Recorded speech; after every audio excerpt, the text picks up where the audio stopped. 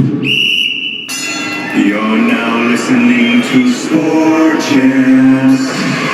What is up, you guys? Welcome back to Sport Champs, episode 10, Street Champs exclusive sports podcast. We got Winnie behind the cam. We got Dave. We got our buddy Josh in here for our first guest ever on Sport Champs.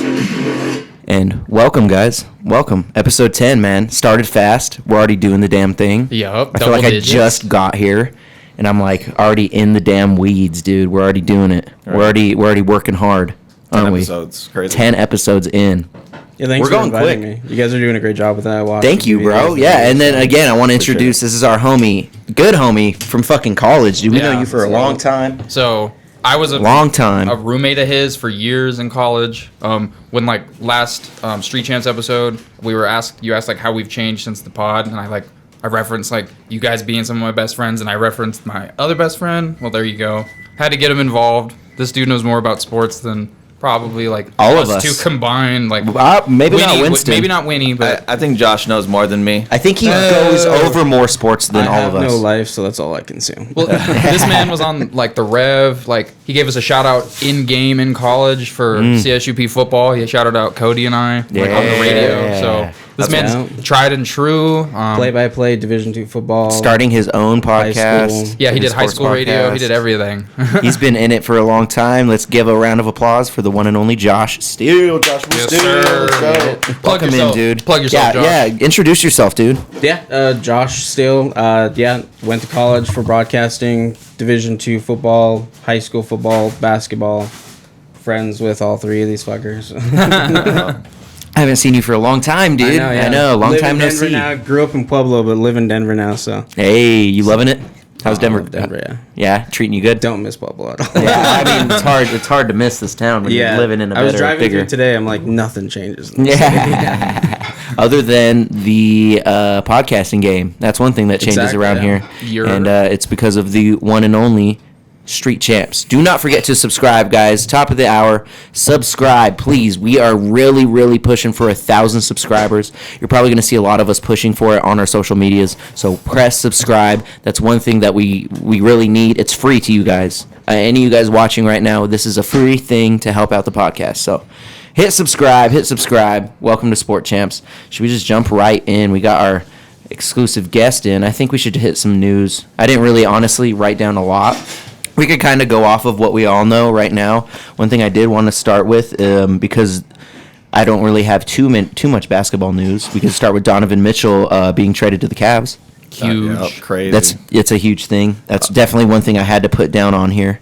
Oh, yeah. I can't really think of any other crazy basketball news that happened other than that. No, so what happened Monday was, so for the longest time, the Knicks and the Jazz were talking about trading for Donovan Mitchell.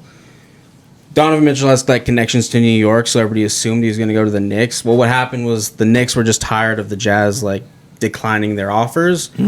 So the Knicks said, "All right, here's the deadline. You take it by Monday night. If not, we're extending R.J. Barrett." Jazz no, we don't want your offer. R.J. Barrett extended R.J. Barrett. Knicks are like, "All right, good luck finding another offer." A couple days later, the Cavs traded for R.J. Barrett. People said the Cavs had they made an offer, didn't take it. So that they were just kind of okay, we're out of this. And then last minute, they're just well, how about, you take this offer? Damn, okay. Cavs are pretty good now. I was about to say that. How are they standing now? Who they all have? They're looking pretty good. Darius Garland. They got Donovan Mitchell. They got Mobley. What are some other players they got? Yeah, Mobley, Jared Allen. Karis LeVert's not great, but he's coming off the bench. Shetty Osman. The thing that I like about Donovan Mitchell going to the Cavs is that, one, it helps the Cavs out so much because so many times last year, Darius Garland was just dribbling the hell out of the ball, just okay, I have to set up the offense for everybody in this lineup. Now he's got Donovan Mitchell to help set up that offense, and you got two guards to kind of work. And the one knock on Donovan Mitchell is his defense. Defense is terrible. But you got Jared Allen and Evan Mobley, two of the best defensive bigs in the league now, to cover him. So guys are going to blow past Donovan Mitchell. That lineup is great. They're all under 25. Yeah, that's a great deal. Okay, man. The question is, though, it's a great team, but the question is, will Donovan Mitchell stay in Cleveland? Okay, because he's got like a 2 years left on his deal. I believe he has 2 years left on his deal. His family's from New York. His dad works for the New York Mets, and they live there, and he's a Mets fan, so that's why there's been connections to New York. Kind of wants a big market, but we'll see. I think it's the right gamble because you're getting draft picks, unprotected draft picks from the Cavs, but like they have Evan Mobley and they have all these young stars. It's not like they're going to be bad. Yeah, they're almost guaranteed to make the playoffs in the East. Better than the Nuggets? 2 years. Are they better than better than the Nuggets? As long as the Nuggets are healthy. As long as the Nuggets are healthy. Right. Are the Cleveland Cavaliers a title contender? No. They're I wouldn't think so right now. I don't think yet. I think Evan Mobley's a year or two away. Okay. The thing is like you hear people like, well, I mean, is Evan Mobley going to guarantee you a championship? Like, no, like trades don't do that. Donovan Mitchell is not a number one star. He's not a number one option on an NBA team for a championship team, but like there's like 7 of those guys any given season that are actually the number one option. So I think it's a great option, and you hope Evan Mobley's that number one. Gotcha. I got a question for you guys. I like that. How do you guys feel about Sexton?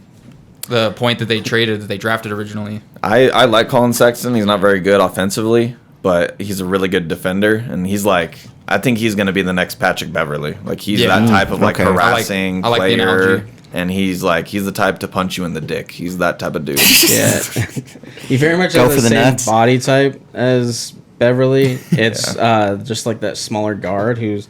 I think it's just all effort from him. Yeah. But yeah, I think his stats are overblown, and I think you saw that with nobody wanting to sign him. He was kind of one of those guys of like good stats in a bad team. So Gotcha. not really sure why the Jazz wanted him. Good shit, man. Any other NBA news that we have? I think that was it, really, huh? For like this week. Pretty much it. Pretty much it. All quiet until preseason. I like it. I guess it's Go kind ahead. of NBA adjacent news. We originally had talked about the Adrian Peterson boxing bout, and on that same card, Swaggy P is boxing Blueface. So Interesting. Nick Young. Nick Young. Yeah. I've definitely heard that name before. Put a face to it, probably not. But I've definitely heard the name before. Some of his most viral moments were like when he played for the Lakers. Like there's a moment where he goes to shoot a 3, thinking he makes it, turns around, goes like that, bricks it all crazy. Yeah, like rimmed out. He had a moment where him and like the team were celebrating, and they were on like an 8-game losing streak, and then Kobe was just sitting over there scowling at him like, "How dare you?" Like, Isn't Blueface too busy fighting his lady? I think she's his sparring partner. Right? Yeah. They train together, obviously, just in public. That's about it, though, as far as NBA. Moving on to a lighter-hearted story. How about Stephon Diggs being an awesome man, helping out the kids of Buffalo, man, gearing them up for the next year. School, man, handing out backpacks, gift cards, all that. I feel like I wanted to put that in here because I feel like we don't see that enough of these high-level players, you know. That's Walter Payton Man of the Year stuff right there. That's dope. Facts, man. I mean, it's the little things, And you know. I think Justin Simmons won Walter Payton Man of the Year last year, did he? Or No, he wasn't nominated for it. Oh, he was nominated. Justin Simmons is like always nominated. The Broncos won the overall team award for the most contributions. Gotcha. to the That's environment. nice. Yeah. That's cool. Yeah. Yeah, I it's like always that. great. Yeah, when players do that, and it's like Yeah. I've heard it to where reporters have said it. It's like whether it's helping out the kids or the neighborhood, even if it's just like giving an autograph, like that's the easiest thing you can do, and you have a fan for the rest of your career. Like that forever. kid to be like, oh, even if you're like some bench guy, like, oh, that guy gave me an autograph, I'm gonna support him the rest of his career. Yeah, dude. It's the Hell easiest yeah. thing you can do. And you claim it on your taxes. So it's a win-win. Winston's thinking, dude. Money. Winston is thinking. Charitable donations. Yeah, like that. Exactly. I just think we need to see that more, and maybe applaud not it. even just the sports world, just kind of everywhere, man. Like I strive to be like that great. Facts. Oh, yeah. Speaking of greatness, Russell Wilson getting an extension with the Broncos for I don't even know how much money, 200 and 60-some million. oh my 200. god, 5-year extension. 5 years. He's already on a 2-year. He hasn't even touched the field. Yeah. So this is That's intense. my 2 cents on this is, as far as the quarterback market goes, this is what it is. Like this is to be expected, especially with like Russ, who's like an assumed top 5 quarterback. You know what I'm saying? Top of the line. So because of that, like with the woes that the Broncos have experienced since losing Peyton Manning and that Super Bowl 50 win, they know like we're not gonna do a Band-Aid quarterback. That's all we've ever done. And now that they don't have a Band-Aid quarterback, the market is just getting really crazy. Like these guys are getting paid, and so it's really an insurance policy. And like in my opinion, they're doing it to protect the future. They don't want to risk losing him because, like, let's say he watches. He's good for a while still. Yeah. Yeah, he's still got it. And looking at Tom Brady and Aaron Rodgers and these 40-year-olds who are winning MVPs and Super Bowls, like. That age is just going to reflect a number at the end of the day. You know what I'm saying? They just get wiser and less athletically dependent on their ball game. So one thing to expect, though, is there's going to be a lot of people who are critiquing this, who are saying, like, why'd you pay him? He hasn't made the field because you made that comment. I was going to say, he hasn't touched that field yet. Someone else will. So not this year, but, like, if Russ doesn't have this insurance policy on his last 2 years, like, if the Broncos didn't do it this year, they would have had to pay him more next year because Lamar's going to get paid. And Lamar is about to be the most paid quarterback of all time. We should talk about that after Russell Wilson. I think we should talk about that. What do you think about that, Josh? No, I agree. Somebody's going to pay it. I mean, we saw Deshaun Watson coming off, 24 sexual assault cases. Got a fully guaranteed. And I think that's another part of the story is that Kyler Murray just got paid. Russell Wilson got paid. Neither of them got fully guaranteed deals.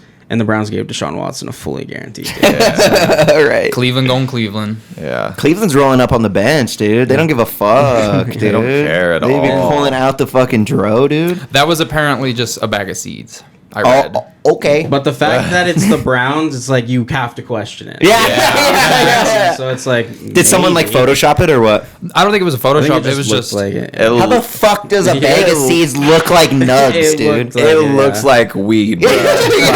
Y'all tell me it's not, but I don't believe it. I don't believe that bullshit. That's what I would say. That's some Yeah. shit I would say. I'd be like, yeah, that was some sunflower seeds pickle, boy. Like, I don't know. Damn.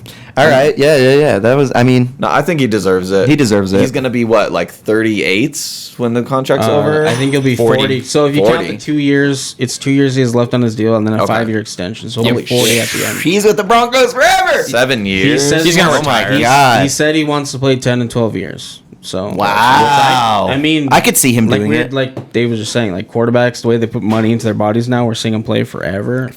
He has only had one injury, and that was last year, and that was his thumb. Now, does he do better with the Broncos than he did with the Seahawks?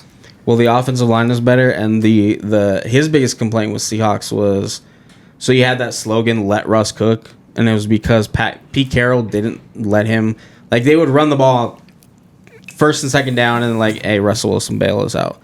Like now with the new offensive coordinator, new head coach, they're building the offense around whatever Russell Wilson wants to do. So he's going to throw the ball around all That's pretty the fire. time. Yeah. Basically, Tom Brady method. At the 1 yard line, the Broncos are running the ball. Like the Super Bowl. Fucking better. What would you do if they did that shit again, but for us, If dude? we lost to Super Bowl with the same scenario, we're trading Russell Wilson. I'm demanding a trade. Yeah. Good news, though. Good news. Speaking of football news, though, Purdue football player, did you guys see this?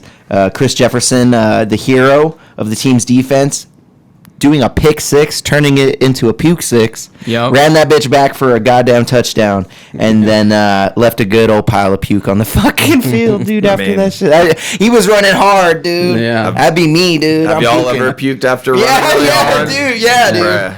Terrible. It's the worst, dude. I did a basketball practice one time. I had a bunch of egg rolls before. Egg rolls? You Dude. chose egg rolls, Winston? Dude, soy sauce. No, it was actually... Winston's like, soy sauce adds an inch to your vert.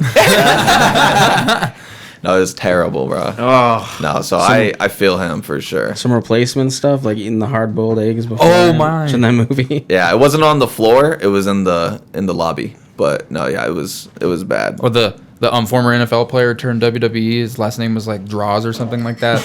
He was known. They called him the puke on the field, and you can look up highlights. He would go to like grab people to block and just projectile vomit in their face, not on purpose. It just he couldn't help it. You had Donovan McNabb puking, like, coming out of a huddle, like, right before he was lined up under center in the Super Bowl. This has nothing to do with sports. When's the last time you puked? It's been a minute, honestly. Last time you puked? Oh, a few years, yeah. Last time you puked? Your wedding night. I knew it. Let's go, I knew Winston. Yo, last time I puked, not last weekend before. Right, shit. Deryk? That's what I'm talking about, dude. We had McDonald's here, dude. Went into the bars, drinking, dude. I got home. I was chilling, laying in bed, dude, and I was just like, I feel weird. And then boom, got up, puked like 3 times, fucking rallied to bed, dude. Bro, those dude, he puked too. Those right, Deryk? Nah. Let's go, dude. Yeah, we're puking, dude. That's what happens. We just drank a little too much, you know? That's just what happens. Those cold sweats afterwards are the best. Well, I kind of felt weird, like, on the ride home, dude. Like, I was like, It doesn't help your ride as long as fuck. The feeling before is like the worst, right before you throw up. But then after, you're just like, oh, you're cash, dude. Right after that, yeah. As soon as you got in bed too, it's like you're like, I'm good. Lay down, eyes closed. So I'm probably the most recent, dude. Yeah, I was the most recent, and I even did the trick, like, you know, when you're spinning, like you lay on the bed and then you have one foot on the ground. That's how you do it. It didn't work, dude, and that's how I knew. I was like, okay, so this isn't working. This is more than you stay on the ground. This is more than spins. So I was like, okay, I'm getting up and going to the fucking bathroom. Boom. This is more than spin. I was like, this is fucking bullshit. Like, I shouldn't be feeling like this. Yeah, like, shouldn't be feeling this. All right, moving on. What else do we have on here, man? I've kind of hit all the topics other than kind of big topic. Jake Paul rumored to fight Anderson Silva next. Yeah, that'd be lit. Wow. He's losing. I mean, he's got some balls. Jake Paul has balls. I'll bet on that one. I'm betting all Anderson Silva. That motherfucker has hands. He could still box. He's old. That's the thing. Jake is younger, you know, but Anderson is still explosive, man. And I would say he took out Julio Cesar Chavez Jr., dude. So like, Anderson's a bigger man. He's a legit man. Anderson's kind of like, he may not be taller, but Anderson cut weight to make 185 for his middleweight career. If he's cutting weight to 185, they cut to like 190 for the boxing bouts. Anderson is just not somebody to play with. Like, you know what I mean? Like, you're playing, you're having fun, dude, and then 1 second change, dude. Like, Anderson is just, he's not the one. I feel like Jake Paul has the balls. This is going to sell really, really big. Oh, for sure. But this might be his last big hurrah because we might see Anderson taking him out fast, big. Like cold, knocking him out cold. Like, Anderson's a fucking cold-blooded killer. We've all seen it. Bro, imagine this. But what if Jake Paul does it? Hold on, no, let's not even humor that. I wouldn't even humor that. Let's just reminisce about Anderson Silva, Forrest Griffin. Now just put a YouTuber in there. That's what I'm saying, man. Somebody who's only been fighting for under 5 years, like.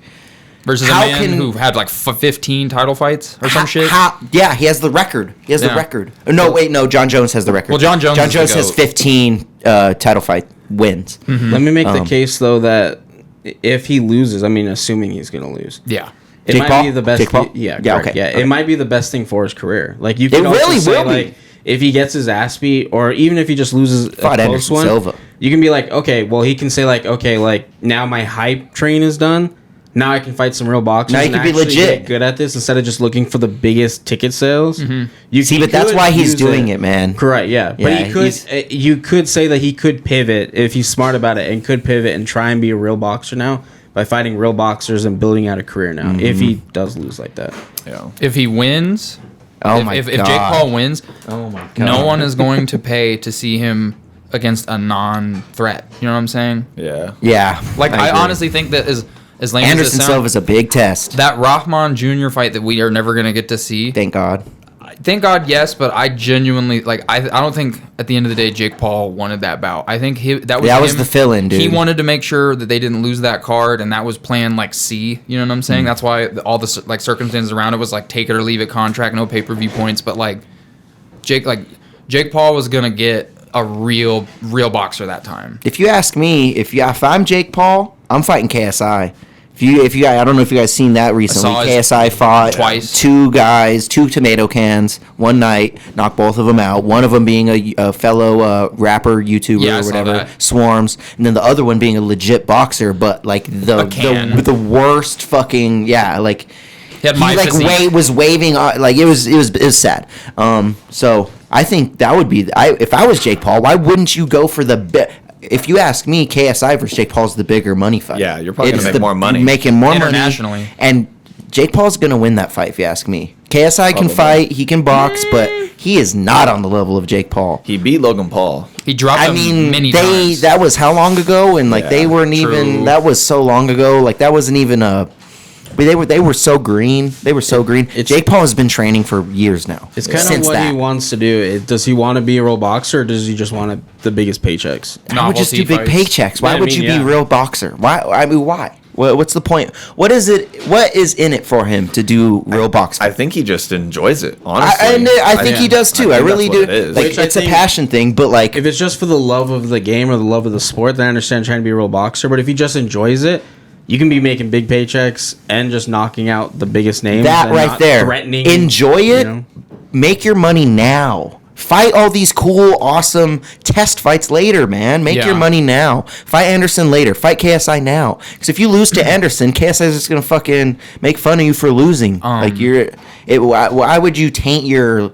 I don't want to say legacy because it's not a legacy, but why would you taint your product like that? I want to see. I mean, not to tangent off too bad, but I heard a rumor that they wanted what's his name, Andrew Tate versus Logan Paul fight. That ain't gonna happen. Or Jake Paul. That ain't gonna happen. He got canceled. Andrew Tate doesn't even have a fucking Twitter. That was pre-canceling. Yeah, I will caveat Logan that. Paul said on his podcast neither of them will platform him again. Yeah, it's not gonna happen ever. Yeah, because of the they canceling. said after like his messaging and stuff came out and like his whole thing that he stands for. It's not good. I think Logan Paul said on his podcast they're just not gonna platform him. So yeah, which I wouldn't hold my breath on, but pre-cancellation. That was a Twitter rumor. Yeah. So who would we want to see other than Anderson Silva? Like who could KSI. Jake? Well, but as far as real boxers, real competition, who could Jake Paul go against? So we would be us. You know, who would we be more hyped for? Nate Diaz. Nate Diaz? Yeah. You'd be more hyped than Anderson Silva? Oh yeah. Yeah. Really? Yeah. That's the bigger fight. Okay. Because Nate Diaz is a way better. I kind of want to be. Speaking loosely, Nate Diaz is he's more toward boxing. He's more Anderson. heavy. I mean, Anderson Silva is one of the most elite strikers in the entire world. He throws in head MMA. But Nate Diaz is a fucking bona fide boxer. And I think for the more casual sports fans, Nate Diaz is a bigger pool. So. I mean, if you compare Nate Diaz, how many people know Nate Diaz compared to how many people know Anderson Silva? Nate Diaz is going to get that cake. You think so? Yes. if you look at pay-per-view buys alone, If you look at pay-per-view buys and personality, he was the guy who beat Conor. Anderson Silva was the GOAT at one point. To UFC fans, to MMA lovers, but to the casual fans that just know sports, they know Nate Diaz is the guy that beat Conor. That's it. Yeah, but Nate Diaz hasn't fought anyone in the Doesn't past matter. 5 Doesn't years, matter. right? Dude's smoking doobies at the press conference. He did. You know what I mean? He's like Marshawn Lynch now. Marshawn Lynch is a legend off the field now. So. Yeah. And if we're looking strictly at numbers, Nate Diaz is definitely selling Anderson under the table. And if we're talking dollars, because Nate Diaz, especially in a boxing bout, Nate has been in the UFC so long because he got in at the Ultimate Fighter, and like he's been fighting so long that he's made other than Conor, Ronda, and Brock Lesnar, Nate has made more money than every UFC fighter that's ever stepped in that octagon, just from the longevity and the pay. And like to think about when he fought on Fox against Benson Henderson for the lightweight belt, and he didn't even want to take that fight because they initially negotiated him making it was just $200 for the fight and $200 if he wins, so $400,000. He went back to his agent, renegotiated, and then he got way more money, and that was the beginning of, I would say, the legacy as the modern day fans know as Nate Diaz, because he didn't win that fight, but ever since that fight, he's just been in money fights and he's been in a must-see TV person. He's the second best-selling fighter ever in UFC history behind Conor. So reeling back after that to Sorry. No, that's good. That's good. Just to reel back after that, I would equate that to Nate Diaz selling the fight. He would sell the fight more than Anderson would too. Anderson's gonna do this, bro, and fucking shake his hand and hug him like he's not. Yeah. Like That's Nate true. Diaz is gonna be like, "Fuck you, you're not a fighter. Like I'm gonna show you what the fuck fighting. Like you know what I mean? Like Nate Diaz is gonna sell that fight." Me personally, I would rather see Anderson Silva versus Jake Paul than Nate Diaz. For Jake Paul personally, for a win sake or just for entertainment? Just sake? for entertainment. Like, do you think it's gonna be the better fight or what? Like why?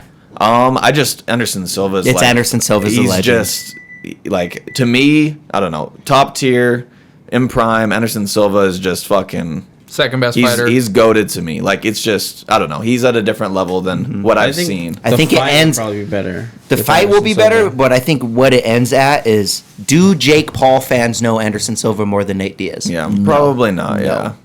So now in Brazil, that's the money, and we're talking money here. This isn't a boxing fight that's going to be the better fight. This is money. This is for show entertainment money. What I would rather see personally. I honestly kind of agree with you, dude. I'd rather see Anderson. Well, I think just to because I think that's the bigger test. Nate Diaz is a great fight, and it's the bigger fight to make, and it's probably the more explosive, more entertaining one. But the bigger test is Anderson because Anderson is. He's a better striker than Nate Diaz, in my opinion. I agree. Better boxer, I don't know, but better striker. Oh, well, they're just boxing. 15 title fights. I mean, what are we talking about? Or 13 or whatever. I forgot what it was. I think 15. I forgot. And then let's not forget, not that it matters. Like MMA math doesn't equate to boxing math, and that shit doesn't work. But Anderson. Technically, it was a no contest for Weed, but Anderson did beat Nick Diaz in a 5-round unanimous decision. He did. Remember that took place. That while fight we were in was a weird fight, though. That Nick was like laid a show down. fight. Yeah, they were laying down, and he was standing against the cage. Nick didn't want to fight. You could tell he was just getting paid. All right. So that being said, though, Anderson Silva or Jake Paul, who you picking? Andy. Yeah, Anderson. How old is Anderson Silva? Like Anderson 42. Silva's like 42, up there. 45. He's up there. Here, let me double check for you. I don't know. I wouldn't be surprised if Jake Paul won, but I would, dude. I would be so because we've seen Anderson get knocked out before. Yeah, but these guys aren't nobodies. These are murderers. Like for sure. He's 47. Yeah, he's pretty old. He's up there. Yeah, but he knocked out TKO'd Julio Cesar Chavez Jr. Julio Cesar Chavez Jr., the old champion. In real boxing, real boxer. How long ago was that? Like 2 years. Not even 2 years, a year ago. Yeah. It was like a year ago. Yeah. His last boxing fight. Huh. Yeah. Yeah, I mean, we'll see. It's hard to kind of, we haven't seen Jake Paul go against really anyone that's good. So I mean, he fought Tyrone Woodley. We can't say Tyrone Woodley was a reigning champ. He was, but he has multiple knockouts in the UFC, so it's hard to say that. Removed. He knocked out Robbie Lawler, man. But he's more of a ground and pound guy, like right? Yeah, Didn't you knock out Robbie Lawler? Yeah. He knocked out Robbie Lawler. That's a big deal. But when you're MMA, there's like you have to. There's watch, so many. You have to watch for the shoe. So like you're right. that's your hands down, and then you're right. There's so many things with MMA. So a 47-year-old Anderson Silva. Now that we realize that, I still want to see, but caveating the age, I would 10 times rather see Nate because if Jake beats Anderson, he just beat a 47-year-old former champion. Here's another. I don't think that matters. Another person who's like I guess old, but another worthy opponent of Jake that we could reference who had Twitter beef with him. My thing is add it to the cap, dude. Add that feather to the cap. So if whether he fights Anderson or not, or boxes Anderson or not, could you imagine? And they had Twitter beef. Michael Bisping, they talked about it. I don't think it would ever happen, but I think Bisping would kick his ass. Isn't he so Michael much Bisping taller than would probably kick his ass with one eye. How tall is Bisping? He's a big guy. He's fought at 205. He was Isn't champion at It's 205. like 6'2", 6'3". Or was he champion at 205? no, he's 185. 185. He won the Ultimate Fighter at He's 205. That's what it so much was. bigger Yeah, than I Jake got it. Paul, isn't he?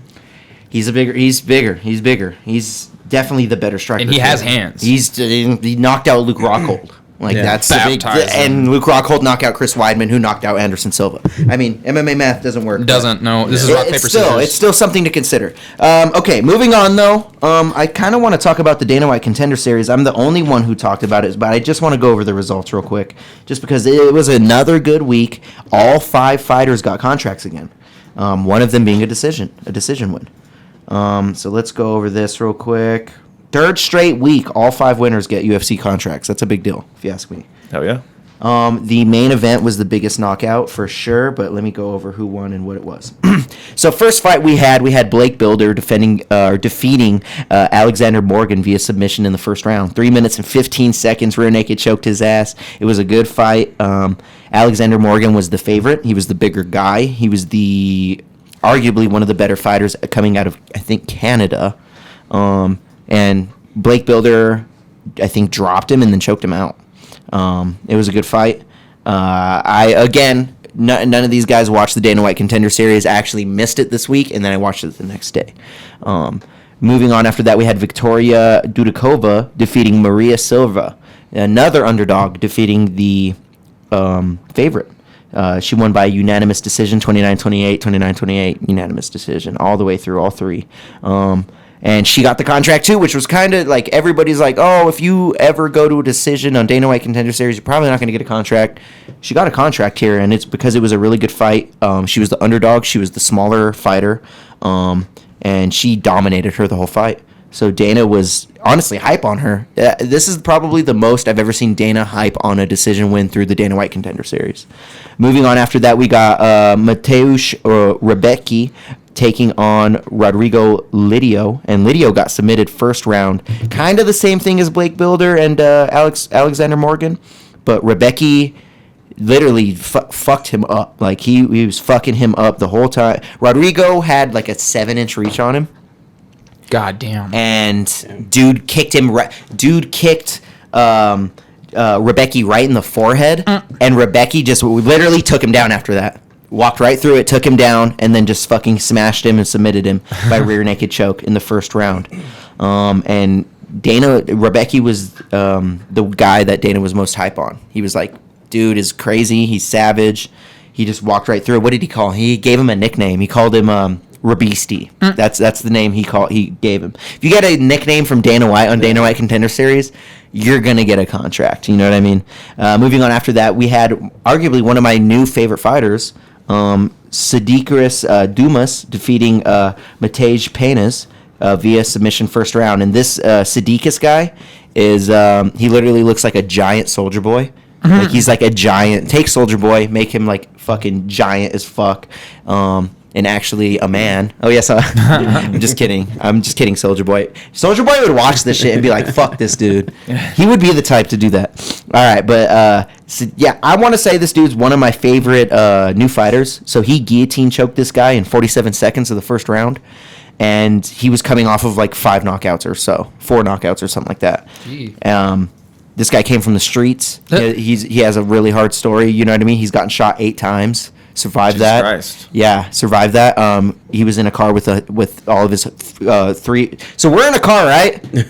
Car gets shot 57 plus times. God damn. He gets shot 8 times. All 3 of his other homies die. Dude's been fighting for 4 years. That's crazy. And he's now in the UFC.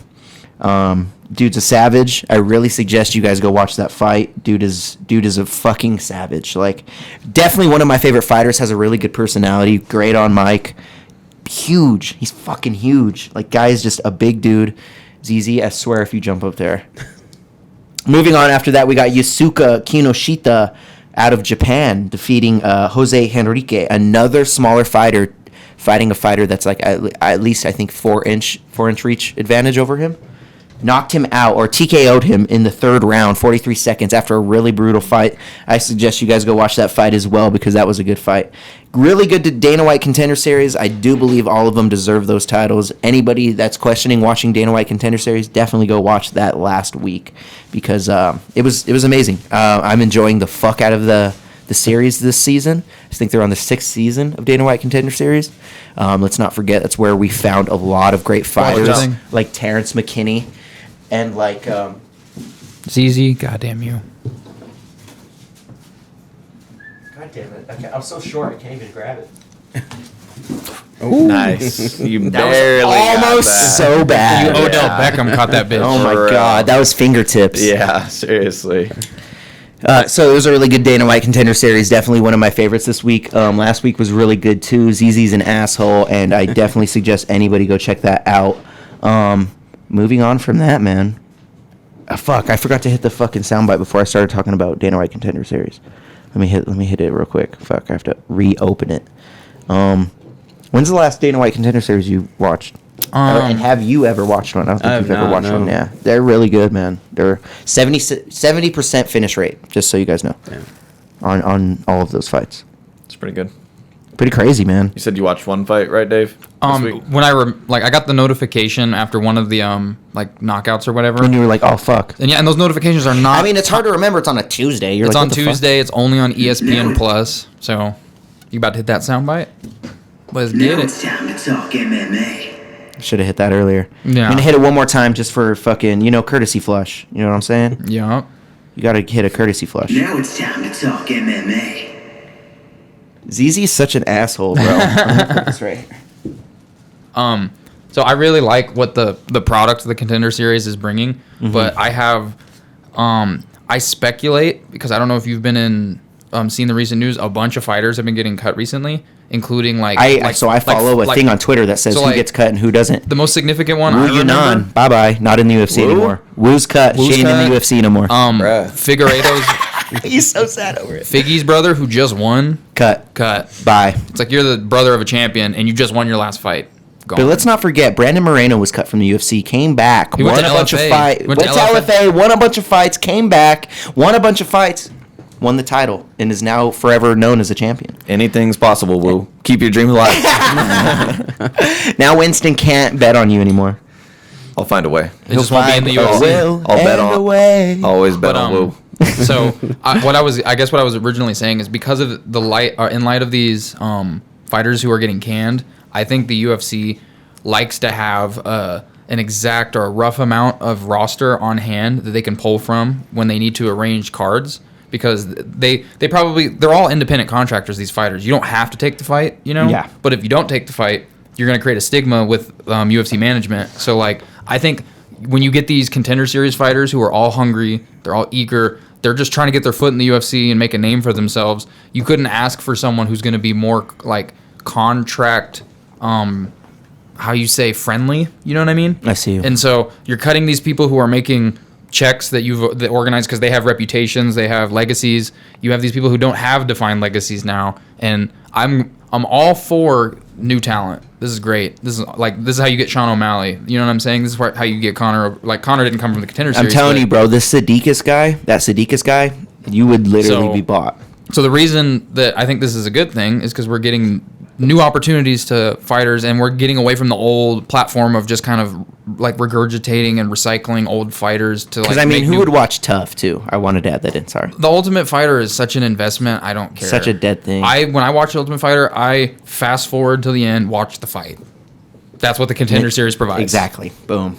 Hit it on the head. So I basically think the UFC needs more talent, but I'm not saying they're hurting for talent. That's not the issue. I think they're just trying to capitalize and stop paying people that they feel like have, like, doesn't bring much to the product anymore. Mm-hmm. And he's looking for killers now. Yeah. That's it. And then you get, like, the Shane Burgos. You get people like Shane Burgos, who we mentioned last week, who took the money to PFL and ran. Mm-hmm. And I think that's awesome, too, because this competition creates better product for us fans. So Contender Series is just going to continue perpetuating that. And I wouldn't be shocked if other MMA organizations like Bellator, PFL, LF, you know what I'm saying, start adopting a Contender Series like platform. And I noticed I fucked up again. We didn't talk about your guys' fantasy teams before we started talking about fighting. We can talk about it after. Should we do the last thing? Should we, like, talk about fights? Continue to talk about the fight, UFC Paris, and then we'll hit the. Okay, that's what we'll do. So moving on. She's fucking after that. Oh man. Okay. Is this? Yeah. Can I spray it? She should be chill. Bro, she's fucking. She's trying to chew on the wallpaper, bro. Just shake it. That doesn't do anything. What are you talking? Ricky. Oh, here. Bitch. She's good. She's good. She's good. She's good. Just like It's do easy. it. I will spray you in the face. It's like I ain't scared. Yo, I'm a capper, bro. She's gonna get shot. All right. We don't fuck around on Sport Champs, bro. True. I So I think don't know what you busting with, but that was about all I had to say about the Contender Series, though. all right. Moving on to UFC Paris. The first time the UFC is hitting Paris. But still, I swear they had some event there before, and I'm just baffled. I think the first is this. This isn't even a pay-per-view. It's a free fight. Yeah, it's a fight. I'm just gonna name the fights going on in the prelims because I don't really know too much of them. I know Joaquin Buckley, obviously. Yep. But other than that, I don't know too many of these fighters. So we're gonna just run over these prelims real quick, and then we'll go over the main card. So first, we had a canceled fight: Danny Henry and Ricardo Ramos. Not happening. First fight, starting of the night for the prelims, we have a women's featherweight fight: Stephanie Ager, 7-3, fighting Elaine Perez, 7-1. I do know Stephanie Ager. She did lose her last fight. I do know that. It was to someone, I forgot who the fuck it was. It was a big name. Moving on after that, we have a lightweight bout. I don't want to say, I wonder if it's Benoit or Benoit. I don't know. I think it's Benoit. Saint Denis fighting out of France, 9-1, fighting and taking on Gabriel Miranda, 16-5. You know, we have a definitely more experienced fighter taking on the home veteran, but I don't know. I have a lot of people betting their money on Saint Denis. I have heard that. I've seen a few bets for that, so keep your eye on that guy. A lightweight bout, you never know what's going to happen, but maybe look for that fight to not make the distance. Moving on after that, we have Nassourdine Imavov, big name, taking on Joaquin Buckley in the middleweight division. We have 11-3 Imavov taking on Joaquin Buckley, 15-4. I believe he won his last fight to Joaquin. I'm kind of surprised that this is in the lower middle prelim too. Like, Joaquin Buckley is known as the guy who threw that kick, that guy caught it, and then he fucking threw the other kicked the dude in the fucking face. Remember that? The one leg spinning back kick. Yeah, never happened. Probably never will happen again.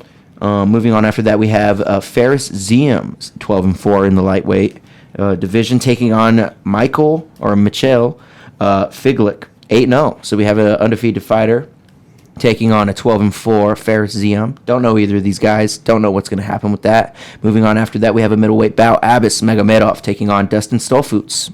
We've all seen Dustin Stolfutz fight before. He's been in the UFC for a little bit. I'm kind of looking for him to take a dub in this one, but I mean, we have a 24-4 Abis Magomedov. We might see a grindy fight in this one. Never know what's going to happen. That's the feature prelim. Moving on to this main card. Now we're going to actually start getting some names we know about. We actually have Jessica Andrade having a canceled bout with Menon Florot. So she was supposed to be on that. That being moved out. And the first fight of the main event is going to be Charles Jourdain versus Nathaniel Wood. Do you know either of those guys, Dave? I'm familiar with Nathaniel Wood. Yeah, so Charles Jourdain taking on Nathaniel Wood. Nathaniel Wood winning his last fight. Jourdain barely squeaking past the win on his last fight, I believe. Let me double check that. This is a good fight. This is a featherweight fight that you would probably expect to maybe go the distance. I don't know. Both of these guys have gone the distance before. We've seen Jourdain lose a decision to Shane Burgos in his last fight, but that fight before that, he submitted Lando Venata in the first round. So, like, you never really know how this is going to go. In 2021, we had Jourdain winning a decision against Andre Ewell. He got submitted by Julian Erosa, but then he knocked out Marcelo Rojo. I don't know, man. This is kind of a hard pick for me if I'm picking. Nathaniel Wood won his last fight. I do know that. That was a decision win again. I don't want to sign in. A decision win against Charles Rosa. Charles Rosa getting dropped with leg kicks continuously. That was his only fight in 2022. He hadn't had a fight in 2021. And he lost a decision to Casey Kenny, won a decision against John Castronada, but then got knocked out by John Dodson. So I don't really know who to go for on that one. It's kind of a hard pick. I would probably pick Nathaniel Wood because he's kind of on a tear right now, but I don't really know what to say other than that. William Gomez fighting Jarno Aarons right after that in the featherweight division. Don't know either of these guys. We'll see what happens with that. After that, we got John McDessie in the lightweight division taking on... We got a lot of lightweights this fight night. We have a lot of lightweights. John McDessie taking on Nazarat Hakpaz... Oh, damn.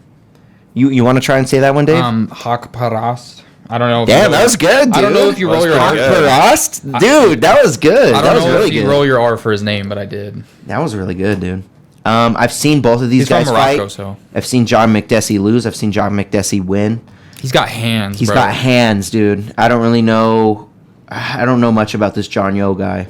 I really don't. Oh, wait, no, I'm looking at the wrong fight. The Nasrat. I do know about Nasrat. Nasrat is a killer. He is known to fight decisions, though. So he lost a decision to Bobby Green, lost a decision to Dan Hooker, beat a decision to Rafa Garcia in his last three. So, okay. I mean, I would maybe put a little money on this to hit the decision.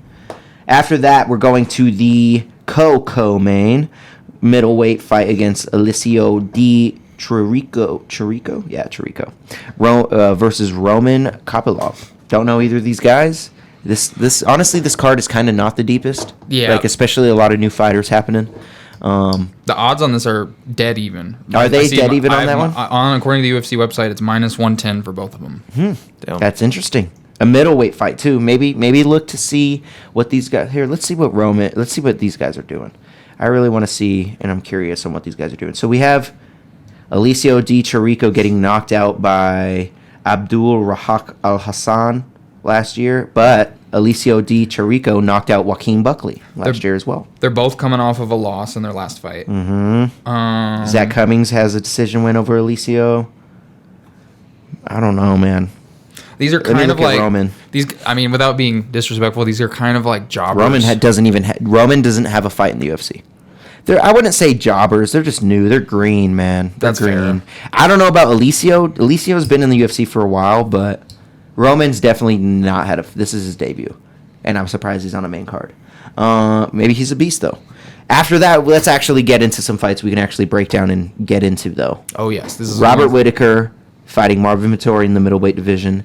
After Robert Whittaker saying that he's moving to light heavyweight after this. This is arguably his last fight in middleweight. Well, he's the number one middleweight in contender still. He'd be champion if it wasn't for you-know-who. I mean, without debating, I personally think he beat Izzy the second fight. That's my honest opinion. I'd have to go back and watch it again, but I kind of agree with you. Due to numbers and other reasons, and Bobby Knuckles just... I watched it at fucking Dave & Buster's, so I don't really know. Well, I respect Bobby Knucks for, like, having that mentality to go chase a new demon, you know what I'm saying? Or go chase a new dragon, if you will, whatever the cliche could be. But it's interesting to me to make that decision because it's like, I think he'll have he'll still be slower than he is at 185, but he'll still have a speed advantage because he's so used to like walking around with dudes who fight at 20 pounds lighter. But the dudes who cut weight to 205, that's a whole different ballpark. You know what I'm saying? It is a whole different, yeah. So it's like Robert Whittaker, you're going to be fighting guys who are going to be weighing like, if they have to weigh 205 on the scale on a Friday, that means on Saturday they're going to be weighing about 225. You know what I'm saying? Because you get that 10% leeway that you can bloat back up, and that's fair game. So if they go 10% of 205, you know what I'm saying? That's another 20 pounds. So in Robert Whittaker, I don't think he has to cut a lot of weight to make 205. He does, bro. He does. Or not 205, not 205. To make 205 middleweight, he does. I think that he'll have that kind of get out the gym weight cut advantage, you know, because he's probably just going to spar and do his thing. So I think it could be fruitful, but I don't know. Like if I had it my way, Bobby Knucks goes to 205 and then just goes on a rampage, and then he goes and fights for a belt there. Whether he wins Yuri, or not, though? no, Yuri? I don't think that's. Is he gonna beat Yuri? I think he has. Yuri's huge. He has the tools. I don't think he has the tools. So like, I'm just such a homer for Bobby Knucks. He's one of my favorite fighters of all time, just because of his tenacity. Like, he was never in a boring fight. You know what I'm saying? He just kind of every fight he would bring it. He's an Ultimate Fighter winner. Not that adds to your credence at all. I'm afraid we don't ever see him hold the title. We might not, but in my mind, I think he... Or he was champion before, wasn't he? Yeah, he was champion before. Never mind. But he was in the middle of He's already done it. He was in the middle of that middleweight mess originally, though, when it was like Bisping was the champ, and then Bisping was hurt, and then they let Bisping go a year without fighting so he could fight GSP. And then GSP won the title, so then Robert Whittaker, who was the interim middleweight champ, they're like, all right, so Whittaker GSP, and then GSP retired again. And then we were like, okay. And then we had that Yoel Romero didn't make weight bout. Oh my God, like, yeah, it was a mess for a while. The middleweight division was a mess, and so like when Izzy got his chance, he was a fucking interim champ, and so like he made the joke that he didn't defend his belt for like 3 fights because he basically was the interim champ still. Yeah. So, but like all of that being said, Robert Whittaker being the number 1 contender versus Marvin Vettori at middleweight as the number 2 contender, both of which who have lost to Izzy twice now. Both of them. So it's so like, crazy. This is tough because Whittaker, like, if Whittaker goes out there and just baptizes this man and starches him in the first round, and everyone's just like, fuck, well, give him, like, we have the Pereira fight, but then, like, who are you going to feed Izzy next? Because, like, I don't see Izzy losing that bout, not to sidetrack to that, but, like, this is tough. This is kind of like this in a weird way. It reminds me of, not that it is the same, but it reminds me of when Bret Hart was leaving the WWE and they double crossed him, and so he wouldn't, because he wanted to like drop the belt. He didn't want to lose the belt.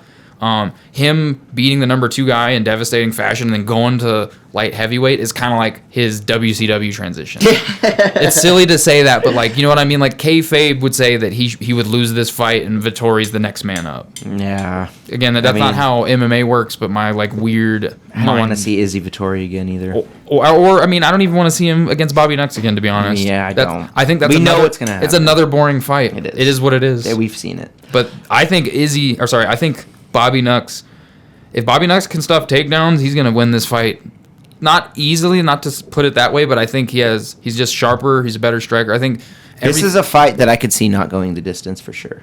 Yeah, but I wouldn't be surprised if it did. I would bet money on it not. I got Bobby Nux winning this and probably the second round. You think so? Yeah, Marvin Vettori's a dog, man. He's a wrestler though. He doesn't really hurt people with his strikes. He just grapples the shit out of them and he tires them out. And I think Bobby Nux is game for that. You know what I'm saying? I don't think he's gonna out wrestle him. I think we're probably gonna get a whole round of sprawling with like Bobby Nux up against the cage, doing a wizard while homie's just fighting for a single leg, and then eventually they're gonna separate, and then going into round 2, he's gonna realize like I gotta punch this man. That's my key to victory. But Bobby Nux could shock the world and fucking take him down. We've never seen Vettori on his back. We haven't. And we know Bobby Nux is game. He took down Izzy a couple times. I don't think Marvin's going to sit on his back, though. He's not the type to sit on his back and kind of take what's happening. But he's also not the type of dude who's had he's not had Robert Whittaker hovering above his body just throwing hammers. You're right. This is Bobby Nux we're talking about. I'm so biased for Robert Whittaker that I want him to win so bad. But we're such fucking homers. If Marvin Vettori just like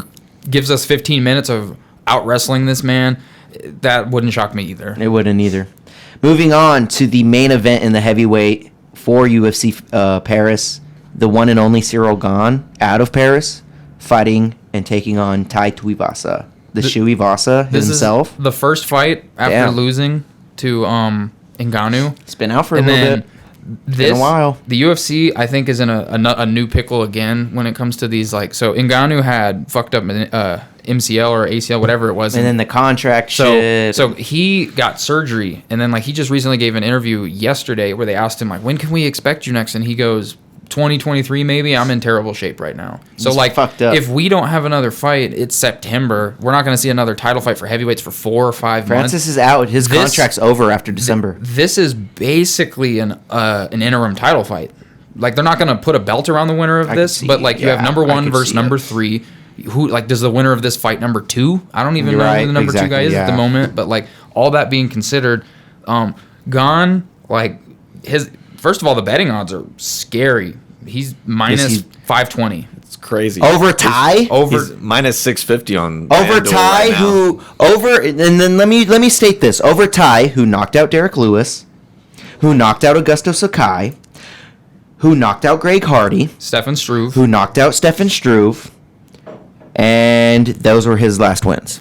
So after in 2019, he lost a decision to Ivanov, and then got submitted by Sergey Spivak. So like the polar bear.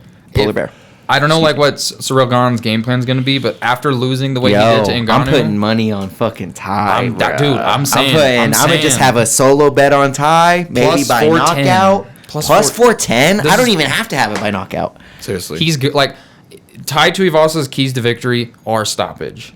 We know this. It's stoppage. I think the Cyril Gane is going to Cyril Gane He's the bigger guy. Cyril Gane is longer, is more athletic, but I think at 265 pounds, dude, it's no longer a puncher's chance. It's a puncher's will, bro. Like, he's gonna fuck him up. Like, I think Tai's coming in 20 pounds over. I read that because like Gane doesn't come in at 265. Gane comes in at like 240. He's lean. Tai cuts to 265 too. That's the thing. You're fighting someone who cuts to 265. He had to cut like 10 pounds. All I know is that, imagine, again, I have like really cool forethought for what I want the future to hold. So imagine Tai wins this. I would be so happy if he would. Oh. So like, Jesus, yeah. I would be so happy if he wins. Let's say Tai wins this, which is cementing his title shot. He's not going to fight again until a title shot, unless he decides to do the interim deal. I would wait. So he waits. He gets Ngannou, which that is already a terrifying matchup. But Ngannou's winning. let's just say, for the sake of this hypothetical scenario, that Tai fucking... What if Tai shocks the world again 2 more times. He fucking stops Gane, stops Ngannou, I would be fucking. we will get. It won't be a shoey. We will get like I don't know. This is I'll gonna do a sound- booty. No, dude. this might I sound. don't fucking- This is gonna sound corny. Das But Boot. it's gonna sound corny, but we're gonna get what would you call it, like a belty? This homie's gonna lose your beer off the belt. Dude, oh my That would be God, one of the that most would be so intense insane. moments in UFC history. I don't think we see Gon fight in the UFC again though, or not Gon, Ngannou. Excuse me. so. Here's a random thing I just thought of. That's kinda Maybe not funny. now, but maybe later. So like when after the Tyson Fury fight or something. when Ty beat Deryk Lewis, we as fans, just before that fight even took place, crazy. we were entitled Short to the elbow. greatest post-fight press, just regardless. You know what I'm saying? Because Any- on one, either you one. get a Deryk Lewis, like, where's Ronda Rousey fine ass at? And on the other end, you get a shoey. Yeah, you get a shoey. So I don't know. As the fans, I don't see any like. I'm not trying to be mean. Like they're in France, so France is gonna ride for Gon. They want to see their especially the first time. they want to see their man win. But like I don't know about you guys, but are any of you rooting against Tai Tuivasa? I Bam got Bam. Ty. His nickname is I got Bam Ty. Bam. I really like him. So I really I'm like rooting that too. for him. If I think he's gonna win or not, I have no idea. Right, exactly. It's Gon. It's surreal Gon. I just We've think- seen what Gon did I just think regular. against Ngannou. Like, You know what the shoey guy is. Oh yeah, You Surreal Gon. Other than us talking about him losing to Ngannou, I mean, you probably hadn't heard of him. He did beat Deryk Lewis too. knocked him I out cold. I heard of him, but I couldn't pick him out of a lineup. I see. So But you knew who Bam Bam was. oh yeah, no, I've see- seen him fight multiple times. I've see- seen him knock out people multiple times. I've seen him drink beers out of random people's shoes. Woo! That's weird. And Would you do a Ty's- shoey with him? Ty's though? young. Too. Out of my shoe, yes. Out of your shoe? Yeah. What shoe would you pick, Winston? My shitty ones. Damn, you would go with the shitty kicks? Damn. Yeah. Why wouldn't you at least go with the good kicks, right? What is Because it? they'll ruin the kicks. Oh, I Yeah, but see. you got, I don't like, think it years ruins it. of You think it ruins the foot kick, sweat Dave? and- I would not put beer in like any of my retro Jordans. No, I would not allow it. So you'd pick your shitty shoe. You'd pick shitty shoes. I wouldn't participate. All right, in pick shoey. one shoe. No, one shoe you have to pick are your shoes. I think Dave has to do him off his yellow slide. Yeah, you would lose him. He would lose him off the I didn't know we slides. could do it off sandals. This man's gonna do him in his Birkenstocks. Yeah. All right, so let's build this parlay, should we? Let's build this fight parlay. I'm trying to see how old Ty is because I know he's like our age. He's young. Let's I'm gonna have you. What, do you want to do like you could sit out of the UFC parlay if you want to? Yeah, I'll do like. Okay, cool. All right, I'm gonna go. Hold with- on, are you going You're not first or ready? what? Are you just, Yeah. just going? Well, are you guys ready? Hold on. No, Okay, I'm so not. no, ready. you're not ready. It's Okay, making me so- fucking put in my phone number. All right, so I'm gonna go with. Hold on, dude. Bruh, I Hold can on, talk dude. about it. No, you can't talk about it, dude. I'm I trying need to to buy be time. full on. I need to pay attention to you. Who you getting? Okay, now I'm ready. I don't know how to say his name, but Abu Sapuyan I hate you, bro. Magdanovic. What? Megan Okay. Abu. Just call him Abu Magomedov. Abu. Okay, I'm going with Oh. Abu. Okay, that's a Just good pick. money That's a line. good one. Money line, Money Abu. line. Abu Yeah. Magomedov. That's good. That's a good pick. Yeah, and if you're wondering why is Yeah. Winston going with this guy, well, Wu told me to. No, I'm just kidding. Is that really why you just No, have a feeling? I just have a feeling. you know what I Really? mean? So hold on. Dustin- Let's get into this a little Dustin bit. sounds like a bitch, so Stolfoots is Damn. a fucking. He's a fucking pimp, dude. his name's Dustin. I mean, Stolfoots though. he's gonna get dusted. Oh, Yeah. so he has a three. So your guy has a 3-inch reach advantage, a 2-inch height advantage, but he's 2 years older. Okay. Let's see what Magomedov did. This is his first fight in the UFC. It's kind of concerning. It's a little concerning. What about good old Dusty? Dustin Stolfoots, this is his second fight in the UFC. Okay. He won a decision against Dwight Grant. Okay. Well, Dwight's also a bitch name, so. So Oh. this is a pretty good pick. I kind of agree with Winston. All right, so who else? Did anybody else have their legs? You guys thinking of these legs? Should I maybe kind of jump in? What are you guys thinking? Who was that undefeated fighter you mentioned earlier? In the prelims, I So believe. his name is... He's like 8-0 or some shit. Let's see. I gotta hit back. Sorry, I'm on. Forgive Dustin- me, 'cause I'm there's a on- lot I'm of on names I'm Dustin unfamiliar Stolfoots. with. Mikhail Figlak, and he's fighting Fares Ziam, and that's in the prelims, lightweight. Shit, lightweight. This is an early card, guys. This is another thing. This card is happening at 1 p.m. tomorrow. Prelims start at like 9, 8, or 10. Excuse me. I don't know, man. This is a hard kind of fight. This is kind of a hard pick. card to This bet is a hard- on. It's a hard card to bet on. It really is. I'm looking. It might just be money line parlays this one. I don't know. It's kind of hard to pick a prop. On Okay, this one. so I have one. Josh looks like he's ready, dude. Josh think- looks like he's fucking ready to pick. I have All an right, go upset ahead. bet. Okay, so Don't throw an upset on a parlay. What are you doing? You parlay favorites. Okay, well then, if that's the case, then how about? No, do what you want. Do what you Okay, want. Do what you want. We got He's all tied to a vault. I'm like, bro. That'd be lit if you won though. Oh man, I would fucking. And who did you bet on? Abu. Okay, so Magomedov. how about the John McDessie versus Nasrat, Hawk Prost? Let's say, I mean, Hawk Prost is the favorite, but I'm leaning McDessie. You leaning McDessie? But can you bet just that he wins in any fashion? Like, let's see. Money line. Okay, I'm sorry. I don't know the jargon. McDessie, you could pick him money line, yeah, or you could do like before the distance. I feel like he's McDessie. He's an underdog, but I feel like he's gonna do it. Man. You think so? I don't know. I want to be a little riskier, but I'm not trying to like So throw let's the kinda go- parlay let's break out into of this left a little field. bit. I always bet these I've always aimed for heavyweights aren't going the distance, and that's failed 2 times in a row. So I'm gonna go a little riskier, but I'm basing my faith on John McDessie. Now this is a McDessie that's been in the UFC since 2011. Okay, He's tried and true. tried and true. He won a decision against Ignacio Bahamondes last in 2021. In 2020, he lost a decision against Francisco Trinaldo. In 2019, he won a decision against Jesus Pinedo. In 2018, he won a decision against Ross Pearson. So this guy is a 1 fight a year guy. He won a decision against Abel Trujillo in 2017. That dude used to be a beast. Got knocked out by Lando Venata in 2016. Won a decision against Mehdi Baghdad. So I think we're looking at a guy that hasn't lost since 2016. And he's an underdog. Nope, wrong. He lost in 2020. He lost to Trinaldo. I just said that. All right, but he's only lost once since 2016. Good bet. I'm kind of... Let's look at Nasrat, though. I only looked at one guy. Never good to do. Look at the opponent. Nasrat, 13-5. That's all 13 I've and 5. Lost a decision against Bobby Green. Lost a decision against Dan Hooker. Beat a decision against Rafael Garcia. Won a decision. To me, this fight is going to go to decision. We have 2 guys that have been going to decision for the last 2+ years. But we have a Nasrat Haqparast getting knocked out by Drew Dober back in 2020. And that was when Drew Dober was taking a tear. But we have a Nasrat knocking out Joaquim Silva back in 2019.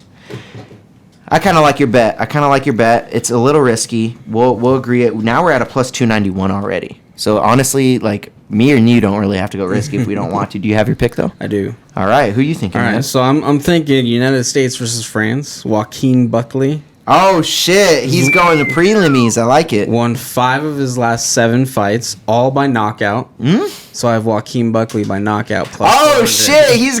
He's going specific with it. Plus I like it. 400. I kinda- Oh my god. Dude, you are a risky fuck. You know that? Do you know why? Because Nasruddin Imavov was supposed to fight Kevin Gastelum this year, didn't. Whoa. Knocked out Edmund Shabazian, knocked out Ian Heinisch, lost a decision to Phil Haas, but beat a decision against Jordan Williams. Yeah. So, I mean- neither of them ever go to decision usually. Why wouldn't you just prop then? They're both knockouts. You are crazy. So I'm just saying, Hold on, let's see. somebody's knocking somebody out, and I'm thinking United States over France. Joaquin has won. Are you just 5 of the going last off of your 7. heart? I feel like you're just going off of your heart right now. He's like World War II, buddy. I mean- History repeats itself. World War II. Yeah, Just dude. save the rest. And I'm saying Joaquin has won 5 of his last 7 fights, all see by you. knockout. But he's got knocked out in one of those. True, and won by decision. And one by decision. Yep, that's true. Here, let me see what I want to see what this prop is before we lock her in. Plus 400. That's wild. That's bro. a wild. That's gonna that's make a the wild. parlay crazy. This parlay is going to be very, very crazy. If this hits, but what if it hits? we're retiring. Yeah, No, I'm I just mean, so we have a plus 200 Joaquin Buckley, and he's having him by a knockout, which is a crazy thing to do. You know that, right? Plus 200 isn't that much. They're pretty much giving, because you see that they're giving all the French fighters that boost because they're fighting in their home country.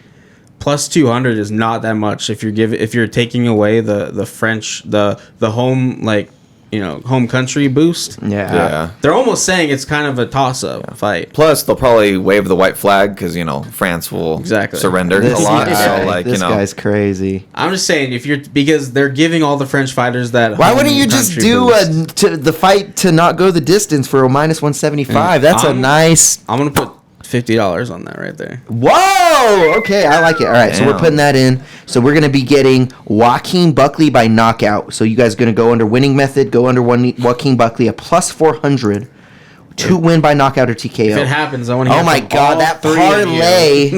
He just boosted our parlay to plus 1858. Oh my god! So this is a very risky parlay. So now should we bet that Gon will win to try to I mean, I'm not betting on Gon. Me neither. I don't think it's worth. This is my last pick, and I think I'm gonna be going with a nice favorite. Shuey. No, I'm just kidding. Shuey's sitting at a plus 420. I mean, what's money the line. two of us gone to just end in a knockout? What's that? It's minus 210, I think. That's not bad. By knockout? Yeah. For Tuivasa?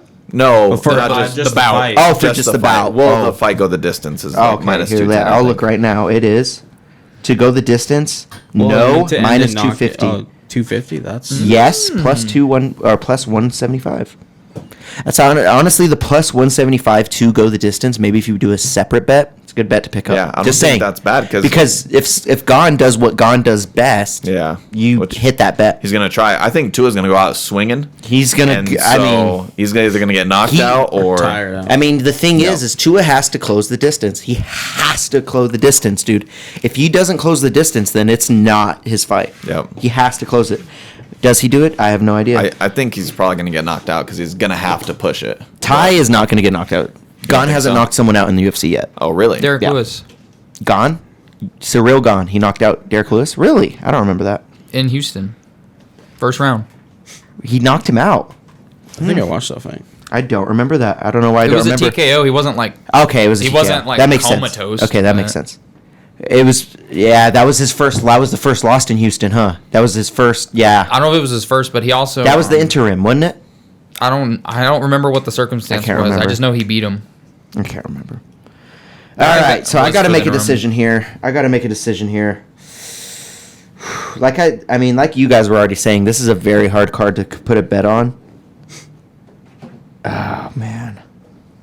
I think I'm going to pick up Robert Whitaker at minus 210. Yeah. So that pushes our parlay to a plus 2791. God damn. I'm going to put sprinkles on this one, boys. Okay, we're putting sprinkles. He said he's putting 50. He's crazy, dude. He's crazy. I'm already down 150 on the year from college football. So. Hey. Yeah. Okay. All right. So if you guys put $10 on our parlay, you are going to win $289. If you don't subscribe and share, I don't know what we're gonna do. If you guys if we hit this, that'd be lit. Oh Josh, my god, we will zoom Josh in for picks as often as we can. Yeah, seriously. I mean, it's doable. Looking at it all in one, it's believable. Yeah. Magomedov getting a money line win against a Dustin Stolfoots, who has lost in the UFC before, or did he? I don't know. Can't remember. We're gonna go with he has. We're gonna go with me. Yeah, we're gonna go with he has. And then we're picking up a John Makdessi that can definitely win this fight, even though he's an underdog. But he's going up against a tough fucking fight. You picked up Makdessi, huh? Yeah, against. You're doing risky fights. I'm the only one that's not doing a risky fight. I feel like. You picked up a good Magomedov pick. But I mean, he could still lose. He could still lose to Dustin. Man, this is crazy. Okay, so again, guys, we just picked up a parlay for $27.91. A plus 27.91 on DraftKings. It's episode 10, bro. We picked, going over it one more time, Abu Magomedov for a minus 285, John Makdessi for a plus 190, Joaquin Buckley by knockout for a plus 400, and then Robert Whitaker minus 210. I am the only one taking a safe bet. If you bet $1 on this, you win 28. Nice. I like it. I have it parlayed up. I'm going to decide what I want to bet on that. I might put $5 on it or something. $1 for $28 is pretty crazy, bro. Pretty sick, dude. That's a wild one. The Winston type of bets where you just spend like $1 on. Yeah. That is good. That is good. That was your I'm just saying, parlay. if this hits, I think you can get Joaquin Buckley on the podcast. Oh shit! Yo, that would be a good hit. That's a good hit to hit, dude. We could probably afford to pay him. Look how much right? money we're Fly gonna him make. All right, moving on from the fights. Let's end this podcast by going over these teams that you guys picked up. We went over my last fantasy team. Oh, you got one more thing? What's up? How are we gonna graze past what Mighty Mouse? Yeah, let's go over that before we get into the football. Yeah, it's very brief. Let's go over that. It's very brief. One I FC don't know if from you last guys weekend. watched that last week. We went over last week Mighty Mouse. That was really the only fight we went over last week. Mighty Mouse taking on Adriana Moraes. Hey. She doesn't give a fuck, dude. There's Can I death get her in with the one? face. Just one. Well, get her while she's actually doing it. Don't let her jump. Yeah, wait till she's doing it and then fuck her up. All right. We'll wait. I'm watching your ass, bro. I know you don't fuck with sports, Easy, but this is our time. I'll give you a look. I'll be on You give me the look? Okay. Thanks, Winston. So we went over last week a ONE FC bout. Ooh, nice. She didn't like that one, dude. Nice. You got her. All right. That's going to stop her right Got there. him, coach. Got him, coach. Thanks for letting me do that, Deryk. So we went over last week a ONE FC bout. We had a Demetrius Matty Mouse Johnson taking on Adriano Moraes, the champ. The rematch. The rematch after Moraes knocked out Demetrius Matty Mouse Johnson with a fucking knee to the face on the ground. Mm-hmm. Well, haven't the goddamn tides turned? Haven't the goddamn tides turned, dude? MMA God said what? Yeah, they said what? Demetrius Mighty Mouse Johnson defeating Adriano Moraes by flying knee knockout. Yeah. Whoa. Stumbled in with that fucking overhand right. Yup. Moraes was already he was fucked up already, dude. You could tell. And then you could see, dude, Mighty Mouse was just like, oh, you're doing what I did the last fight? Oh, you're going to do what I did the last fight? Here's a fucking flying knee to the goddamn temple, dude. Oh, yeah. Shut him off. Walk off. Knockout. It was so fire. It was intense. It was crazy. If you guys did not see that fight, see, like I can't even talk, dude. Yeah. You guys can't see that. Fuck, dude. If you guys did not witness that fight, please go to Amazon Prime, look up ONE FC. It's ONE FC 1. I know they have 1 in there twice, but it's number 1. It's the first fight they ever did on there. The whole card we really didn't pay attention to. Main event, bonkers. And I watched the main event, like the whole main card. I kind of watched it, but I mean, I did. You know what I mean? Who could I bring up from there? Don't know. It's just crazy to see in like less than a year and some change. They had a lot of good knockouts, though. They had a lot of good I think it was knockouts. like 16 months apart. Mighty Mouse goes from eating a flying knee and taking his He first didn't eat ONE the flying knee. He ate a knee on the ground. Well, yeah, but the knee that he hit Moraes with Flying. that would have been like in the UFC. That was a legal knee. The knee that he got hit with is only fair game in 1. In ONE FC, that's it. So, I don't know if you noticed, but there was a highlight where Moraes had a cut over his eyebrow. Mighty Mouse delivered that from the bottom, from an elbow. Wow. Yeah. Mighty Mouse. I mean, can we? He's the GOAT. Mighty Mouse, the goat. Like Not of all one fighters, but of ZZ. Oh my God, LEDs. ZZ. Yo. I'm gonna get you again, bruh. I don't want to do it. You're my friend. Other than John Jones, I think Mighty Mouse is the greatest MMA fighter of all time. Other than John Jones. All right. ZZ, you're gonna have to stop fucking around. I think we should change his nickname to the Flying Mouse instead of the Mighty Mouse. Ooh, He I used to- kind of like it. He used to fight out of I Colorado mean, he got a Springs. flying Really? armbar, and a flying knee. I saw that. That was Oh, lit. there she goes. She's seen Deryk getting busy with it. All this mouse talk. Now, But yeah, I mean, Mighty Mouse did what he had to do. Now he is a champion in ONE FC, arguably the best to do it ever. 26-pound gold belt. Wow, 26 pounds. They were Imagine having to flexing carry it. that fucking thing around. That is, I mean, I'm weird and I really like belts. I would say that's probably the second sexiest belt in MMA. And It's a UFC, nice UFC is belt. not number 1 It's in a my nice opinion. belt. UFC's not number 1 for That belts. new octagon belt, that shit mad corny. Bring back the old belt. Yeah, bring back the old belt. I like the old belt too. Moving on though, man. I mean, All right. fuck. Moving on. Now it's time to talk non-MMA. Shout out to Mighty Mouse. One more thing too. Be sure to watch these next fights coming up. UFC Paris this weekend. I mean today. If you're watching this on Saturday, this is today. If you're watching this after Saturday, then you missed the fights. Go check them out on ESPN Plus though. All right, moving on to your guys' fantasy teams, huh?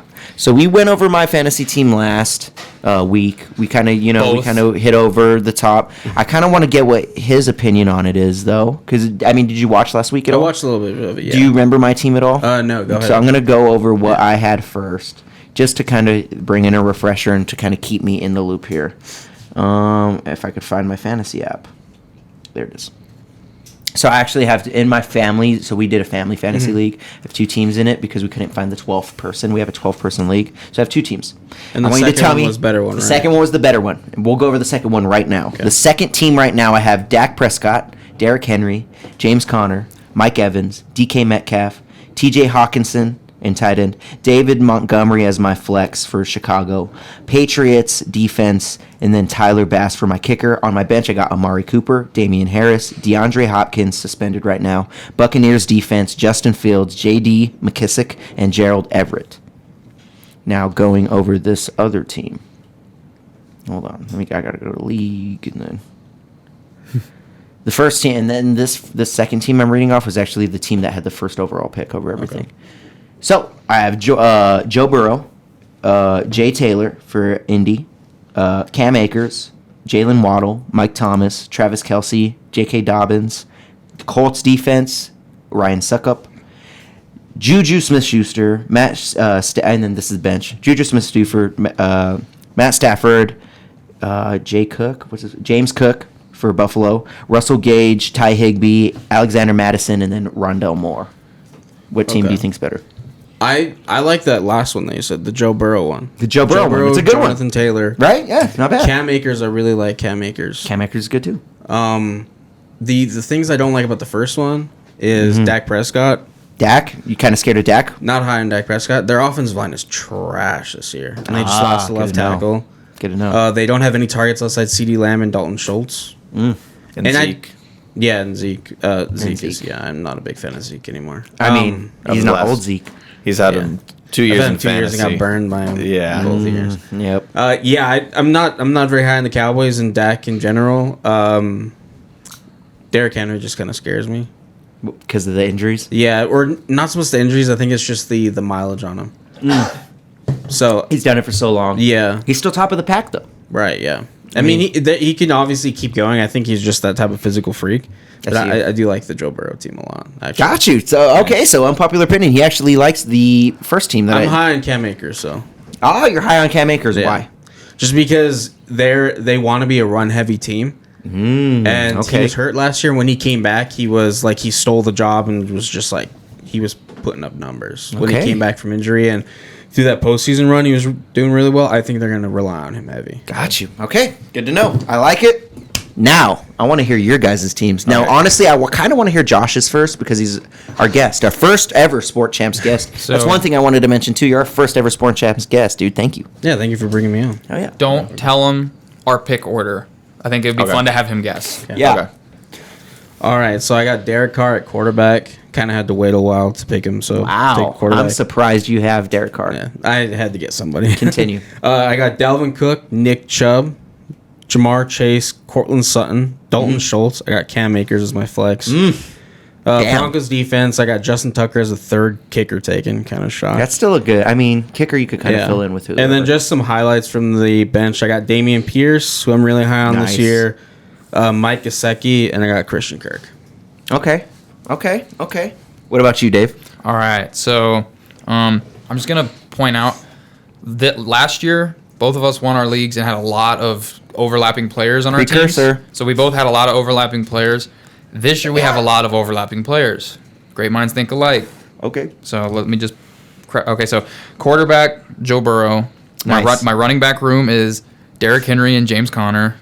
Whoa. My wide receiver room is Devontae Adams and A.J. Brown. My tight end is Dawson Knox. My flex is David Montgomery. My defense is the Bills. My kicker is Harrison Butker. Good defense. And then here's my bench. I got Allen Robinson the second. I got Damian Harris. There's a lot. I got Sky Moore. I don't know what his potential is, but if he becomes like some gadget Debo dude and can get like half a season Debo did, I might play him at flex sometimes. I see you.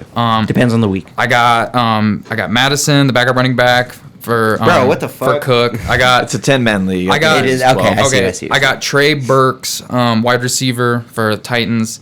I got Trey Lance. I got Mecole Hardman. I got Irv Smith Jr. He's my backup tight end, and then the last dude on my bench, which was my very last pick, was Raheem Mostert. Ah, you have a pretty good team too. We had like 4 common players on our teams. We do, dude.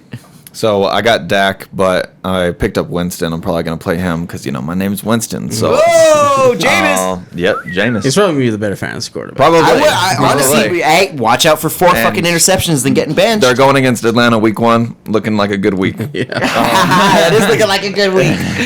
Then I got Mixon, Elijah Okay. Mitchell. If he has another good year, Mixon is a fucking heavy threat. Yep, Cooper Cup. Whoa, he got Cup. I don't want 20 points a game. I don't want to tell or say how far he fell to me, but Are you guys in a PPR league? yes. Oh. Yes. He's got Cup. I got T. Higgins, Mark Andrews, Marquise Brown, Colts Okay. defense, Dustin Hopkins. I got Zeke, Brandon Cooks, Chris Godwin, Damn. Miles Damn. Sanders, Robert Woods, and MVS, and that's pretty much it. I got Joshua Palmer. Back Did you mention up. Michael Carter? I have Michael Carter as well, but we'll see. That's the one player who's pissed off I didn't get because I'm really high on Michael who? Carter this year. The running back for the Jets. Oh, okay. I was thinking about getting him too, but I didn't. Everybody's drafting Hall. Hall was trash in the preseason. He averaged like 3.1 yards per carry. Michael Carter's still the starter, and he outperformed Hall like leaps and bounds. I'm very high on Michael He's Carter the this year. receiving back. I just don't think the Jets are going to be good, so I think they're going to be like, okay, Who's their quarterback? Zach Wilson. Yeah. Oh, yeah. Yeah, which I don't think they're going to be very good, so they're just going to be like, all right, we're going to give this rookie the ball a lot. I was going to say, he's rookie and out, dude. But I'm he's just really high on Carter this year. he is a receiving back, and he should be good. All right, so I'm picking who you had first pick, Dave. You had first pick over all these guys, right? No, that's what you think. Yeah, that's who I thought because you had D. Henry. That's why. So it's PPR. I know. Remember? Ah, yeah, I should have. He's not a receiving. So He I got is Cooper receiving Cup. out So of- we'll tell you the first round draft picks. I got Cooper Cup. You got Jamar Chase. The and next then, pick.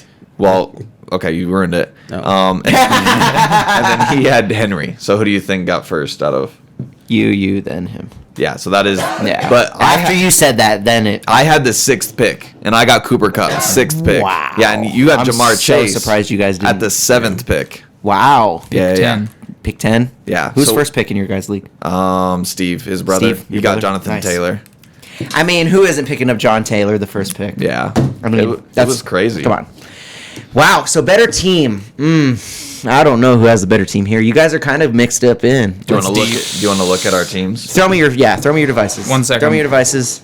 I'm adding a player guy's- as we speak. This guy's got an iPhone, no case. Dave's I got to respect delete some it. stuff off his phone. No, I'm dropping and adding someone. Wow, Deryk Carr is a risky move. I'm surprised you went Deryk I think Carr. I wanted him. I think he's going to Really? be really good. Oh, dude. This year? Darren Waller. I was going to say Devontae Waller, Adams, Hunter Renfro. Amari Cooper. And I got no, Amari's not on. Yeah, Amari got Baker traded. Mayfield Amari got on the traded. bench too. Baker Mayfield. I But wanted him too. The stat I keep throwing out there is that the number one fantasy quarterback last year only had 11 more points than the 11th ranked fantasy quarterback last year.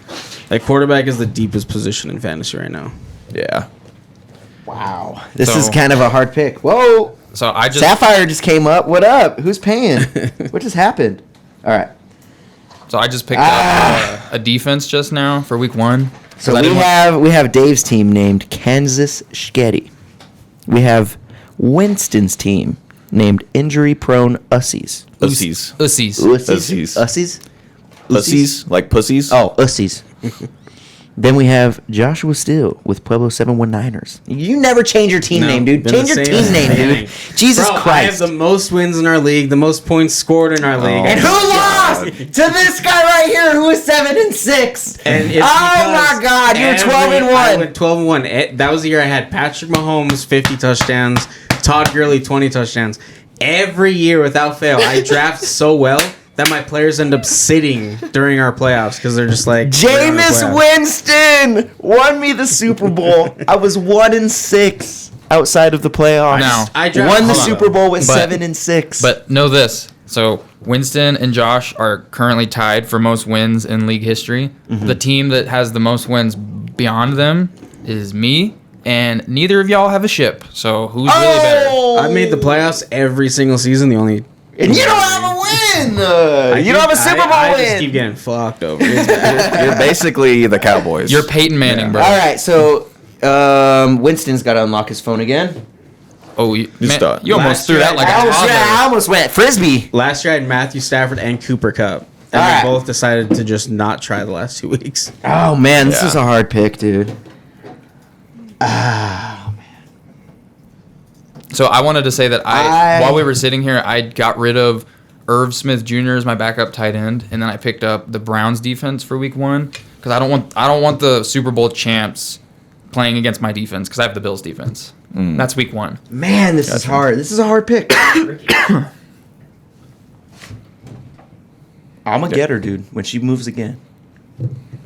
I'm going to first say the team in first place, in my opinion, right now. Why does your Sapphire card keep coming up?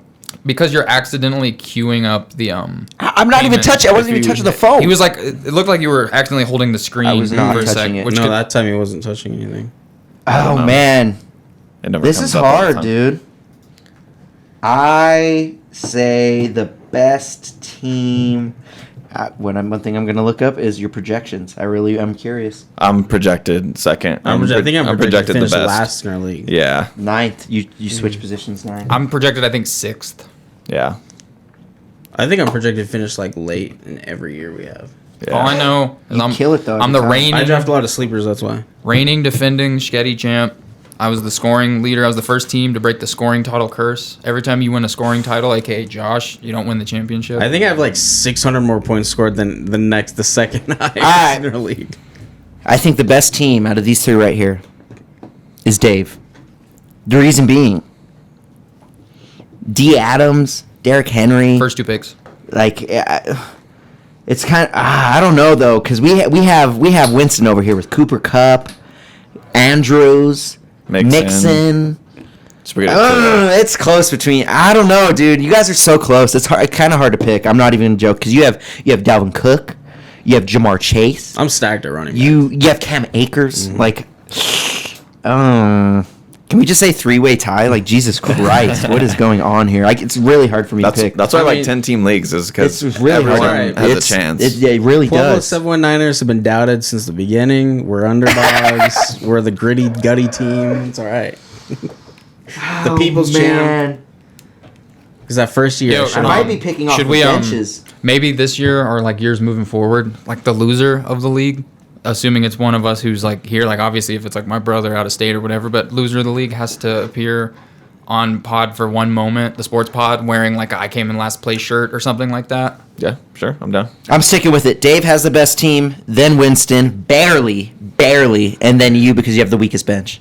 Hey, champ. That's That's what I told Josh. Champ. But Hold he on. has Cam Akers and shit though. He Yeah, has Cam Akers really is good solid. running back positions filled. my Champ bench is recognized champ. always Facts. my bench always looks weak because I draft a lot of sleepers. So if they pan out, then That's what I'm saying, and that's Yeah. why I put you in that no, third it's position because I'm like, those are just players I'm really high on personally. yeah, okay, wow. You guys are honestly like being in a 10-man league like you guys are.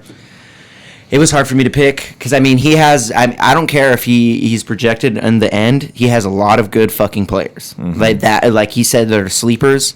Some of them aren't though. Like Jamar Chase. Like I mean, Cam Akers. Like I mean, Cortland Sutton is like he's really low. I think like most not with rankings Russell have him- Wilson. That's what I'm saying. Most rankings have him lower than Jerry Judy.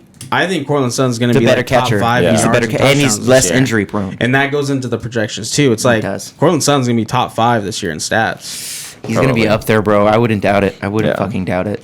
How much time we got, Deryk? Yeah, I think that's probably that's 4:37. calling it in. Canceled. What? Interview canceled. He canceled okay. on you? So we're He good. would, bro. Yeah, we're good. I mean, we're still toward the end of our stuff, anyways. Like, it's not a big You deal. want to talk college football? Who? Yeah. I mean, what do you have? Well, is there anything? What's going on? First weekend for college football. I'm already down $150. Pick It 6. lost. It lost bets. Yeah, so So you bet against Purdue? So no, I bet $50 on the West Virginia Pitt game. West Virginia to cover 6.5 points. That's all you needed. 3 minutes left, tie game. And then West Virginia throws a pick 6 because it hits the guy in the hands, bounces off. No. Drill. Pick 6 with 3 minutes left, and I lost $50. I would have won $102, I think. And they just had to cover, stay within 6.5 points, 3 minutes left, tie game. What the fuck? Yeah. We have some big games this week. Oregon versus Georgia. So Yo. the 11th ranked team and the 3rd ranked team. Okay, that's big. Number 2 ranked Ohio State versus number 5 ranked Notre Dame this week. Huge. Yeah. All tomorrow. Okay. Yep. Huge Should game. Be good. Yeah. Who do we think is going to win the Georgia Oregon game? I'm picking Georgia. I think Georgia's gonna win too. I don't know the program enough. I don't know who their quarterbacks are. I'm do only I, going for but- Georgia because one So of the Georgia guys has that I the watch same likes guy. Georgia. Oregon has Bo Nix, who was on Auburn. I don't know if you guys know Yeah. Bo Nix is. Yeah. Yeah, I know Bo Nickel. So Oh, yes, Bo Nix is the guy who's kind of like he'll have that random game against like Toledo on a Thursday, and he's like 400 yards and 5 touchdowns. You're like, why is this guy not rated higher? And then the rest of the year is kind of trash. Oregon's pretty good this year. I still think Georgia, even though they've lost a lot of players, though. They lost a lot of players. Yeah, we're over preseason too, huh? Yeah, this is the last week of preseason. This right? Thursday is first week. This first is a week, bye right? week. That's it. Bye week, and then Thursday is the first game. And then NFL. yeah. Yeah. And Can't then wait. full swing. Can't wait till we can start making parlay. Because think about how fun our parlays are gonna get. Like, say I pick fighter to win money line, and then he picks fucking the Broncos to beat this week, and then you know what I mean? Like, it's gonna be fun. Like the way we're gonna, you know what I mean? And then you pick Kansas City to get over 2 rushing touchdowns or whatever. You know, like it's gonna be kind of fun to build parlays like that. Like I think it's gonna be fun to mix sports when we do that. One thing you wanted to bring up too. Are we done talking about college football too? Oh yeah. Just what else is there? One more thing to mention was just that today they voted on expanding the college football playoffs. So for the last few years, it's been 4 teams, and until 2026, I think you guys said it'll still be 4 teams. But then they're expanding to 12 teams. Wow, be lit. that's a big fucking huge. change. Do we know if there's going to be a bye? Do we know? We don't know any. So I think there's going to be I assume because when we're talking in the lead up, there would be buys like That would make conference sense. winners. If you have 4 buys, then you would have 8 teams go against each other. Yeah. See, So that I like makes that. 4 I kind of games. like. It makes it more interesting. I think it's too many. Really? Why? I think 4 was just that was way too little. But I Yeah. think 8. I I agree. think 8 should Yeah. have been the I perfect agree. number. I think what makes college football so awesome is that if you lose a game, you're more likely than not out of it. Like out of the playoffs. It's more risky. Now it's like Less games risky. are less important. They're still important, but like I mean, teams like Notre Dame are going to get in Every year, Alabama. On the every inverse year. of that, Yeah. I think it's going to be better because teams won't be scared to schedule tough opponents because they won't be scared to lose. Yeah. And I think that'll make better regular season. And also, like, we can see these underdog teams like, what was the team a couple years ago that they're not, it's not the Alabama, it's not the Clemson, but those guys, they can get a chance if they're in the playoffs. like Cincinnati Yeah. last year. Cincinnati last year, let's say they get hot at the right time in the playoffs. They have a chance to win the national championship. Like, you know, they had to go against Alabama and they got fucked because they got put to the 4 seed against the 1 seed. You know what I mean? Like, I think it just allows for more smaller colleges to have a chance of winning a Right. championship. Yeah, So I agree. I think, and for me, I like that.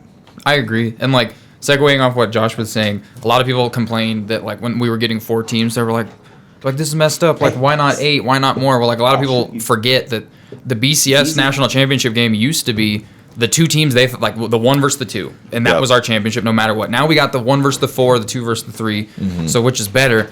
I agree that 12 could be a little too much because like I made the joke when I was talking about this in the car. I'm like, so now UCF is going to be in the playoffs every year because they win a lot. You know what I'm saying? But like strength of schedule is going to start coming into consideration. But I agree with what you said. The next time we get that Goldilocks year of a school that no one saw coming, and whether they do the damn thing or not, they just have like a Fab 5 moment where they go far and everyone remembers that school from that moment on, like the NCAA basketball tournament that one. There was that St. Peter's. Exactly. Everyone remembers them now. So like that will echo hugely for recruiting because like imagine if your goal is to go to play college football, every college football player wants to go play for a winning program, with the exception of some who kind of know where they stand. You know what I'm saying? So like this is gonna like let's face it, like LSU came onto the scene. They've always been a decent school in the SEC, but like Joe Burrow put them on the map. Now everyone kind of fucks with them. You know what I'm saying? So recruitment's gonna go up. This is gonna be huge. I'm curious who the next Goldilocks year team we're gonna get is, because that's how I look at those. Like, are you a powerhouse program who's gonna keep coming to these playoffs every year? Maybe not. Like, is Cincinnati gonna retain a playoff spot? Who knows? You know what I'm saying? They did lose quite a few guys, but the fact is we're talking about them. Yeah. This is going to give them that platform that's huge. 12 teams could get meddlesome because think about it. Like Tom Brady and the bye week in the playoffs is going to be Nick Saban from now on. He's just going to get that bye week every year because everyone's going to be like, Alabama could lose a regular season game and they would still get that bye week. You know what I mean? Because that's the most dynastic college football team I can think of at the moment. Yeah. I think it's better for the viewer. I think it's better for... Way better. More money, more games. Is it too many teams? Maybe. I think, going to 6 or 8 would have been a little bit better. I agree. Than, tripling the number of teams that you have going to the playoffs. But I'm all for it. I think they were going to go that way eventually, but I think you should have taken steps instead of one huge step. Just taking incremental steps. I think at the end of the day, it's better than 4. So yeah, for sure. I totally agree. Lit. To put a bow on that, you brought up Serena Williams before we started. yeah. So Should we Serena talk Williams, about that a little bit? Yeah. So Serena Williams, who I assume everybody has as the greatest female athlete of all time. I mean, I put a future on her to win not this U.S. Open, but the competition before. Right. So She lost first round. She upset the second seeded. I think she's like 24-year-old tennis player. Kind of upset. Nobody thought would happen Nobody to thought. advance in the U.S. Open. Oh, and she's doing the damn thing, right. dude. Yeah, she's like dominating again. It's kind of awesome just watching it because you're seeing like an aging, god superstar performing at that level again one last time. So I kind of wanted to spread out the question. She deserved it, bro. She deserved it, bro. She fucked She's up fucking up the Big Bear thing. So I kind of just wanted It's to out ask here. the question, all of you, if you had to put your Mount Rushmore of greatest athletes of all Ooh. time, Oh, shit. This is a good question. what would you have? Male, female, any sport. Oh, my Just God. greatest athletes of all time. So the first two that I can say without hesitating is easily Tom Brady and Michael Jordan. I think that's Mount Rushmore for football. That's pretty Mount good. Rushmore That's for pretty good, basketball. yeah. Michael Jordan's definitely in my Mount Rushmore. Were you talking best decorated athlete or like? Just if you saying who, I think who overall. are, like okay, here's Overall. mine. Whatever you would consider the greatest. Yeah, just Mount However Rushmore. You would. Who's your greatest athlete? You can define athlete Wow. however you so please. But This is hard. like if some aliens came down to Earth and said like, what's your greatest specimens athletically of all time? I'd be like prime MJ, prime like Tom Brady because of between the ears. Like if you're talking females, it's Serena Williams, not even close. So I kind of have my top 4. I have Tom Brady and Michael Jordan. I have Serena Williams. And I think that last spot for me is between Usain Bolt and Michael Phelps. Whoa. I was kind of thinking about throwing Michael Phelps in there, but it's kind of hard because Michael he's Phelps is swimming. the most decorated Olympic athlete He of all is. time. Like, yeah, and you can't deny that. Usain Bolt's like the fastest man ever. Like, Ever. Yeah. I think for me, that last spot's between those two. I'm gonna definitely throw Michael Jordan, Tom Brady in there. I mean, you have You to. have to. Especially being an American. Like, I'm born and raised American. Like American football. Tom Brady has to be up there. Michael Jordan has to. See, be to up me, there. Tom Brady isn't athletic. Like he's. That's but fair. He's the That's GOAT. no, hold on. I mean- he has the GOAT resume. That is fair. But That's he's fair. not the most talented quarterback. That's a fact. He's Fair. just so fucking Fair. smart. He's the most winningest though. Yeah. And that's what's great about this. Are we this, talking most winningest or most conversation athletic? is like it's completely up to each person and Right. kind of like how you define it. And then like Tom Brady may not be. You may not consider him athletic. And then you may like throw in like Lionel Messi or whoever. So I was gonna say Wayne Fuck, Gretzky. dude, this is hard. Wayne Gretzky. You gotta put Wayne Do we Gretzky watch in there. hockey though? That's the hardest sport to have a long career and be good in because It is. you're and getting beat being the a fuck definitive up. greatest ever at that one sport, it's kind of crazy. And no one's it is. disputing that. Yeah, I got my 4. Go ahead. Bo Jackson. No specific order. Bo Jackson. LeBron James. Calvin LeBron's Johnson. in there. Yeah, just this is athleticism. He's talking about Athleticism. athletic Pure freaks. athlete. Pure athletic. Okay. pure athlete. Megatron. So those 3, and then I'll throw women in there. I'll throw Serena Williams in there.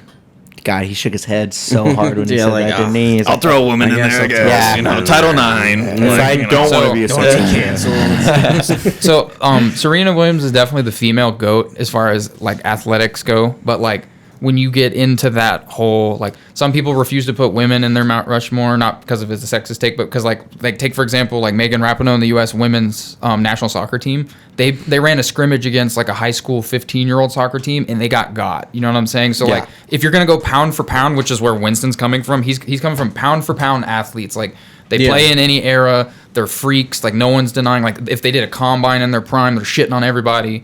Like. Yeah, That's if what you're he's going- saying. If you're going on physical ability, then yeah, it would make sense to not have Serena Williams in there. Like I'm going by greatness. He's and talking- kind of combination of all of it. That's why Yeah. Serena Williams in there because I think without Facts. a doubt she is head and shoulders, knees above any other female athlete of all time. Like 4 gold medals in the Olympics. Oh. All the Grand Slams. Like She's the best. Yeah. I'm going to Venus. No, I'm just kidding. I mean, she was the more talented. Did you She has watch the that most She was movie, younger. King Richard? I did, yeah. Great movie. She's Yeah, beaten it's her pretty good. more than any other woman, so she has the most wins against Damn. the GOAT. Yeah. I have a big problem. Not even really a problem, but I'm having trouble with my Mount Rushmore just because I have a debate of putting John Jones in there. He deserves it. That's fair. I mean, if we're talking sport to sport, athlete to athlete, That's the GOAT. Pound for pound. who's the better athlete? John Jones. So it makes it hard because we have PED use in there. We have UFC being such a new sport in there.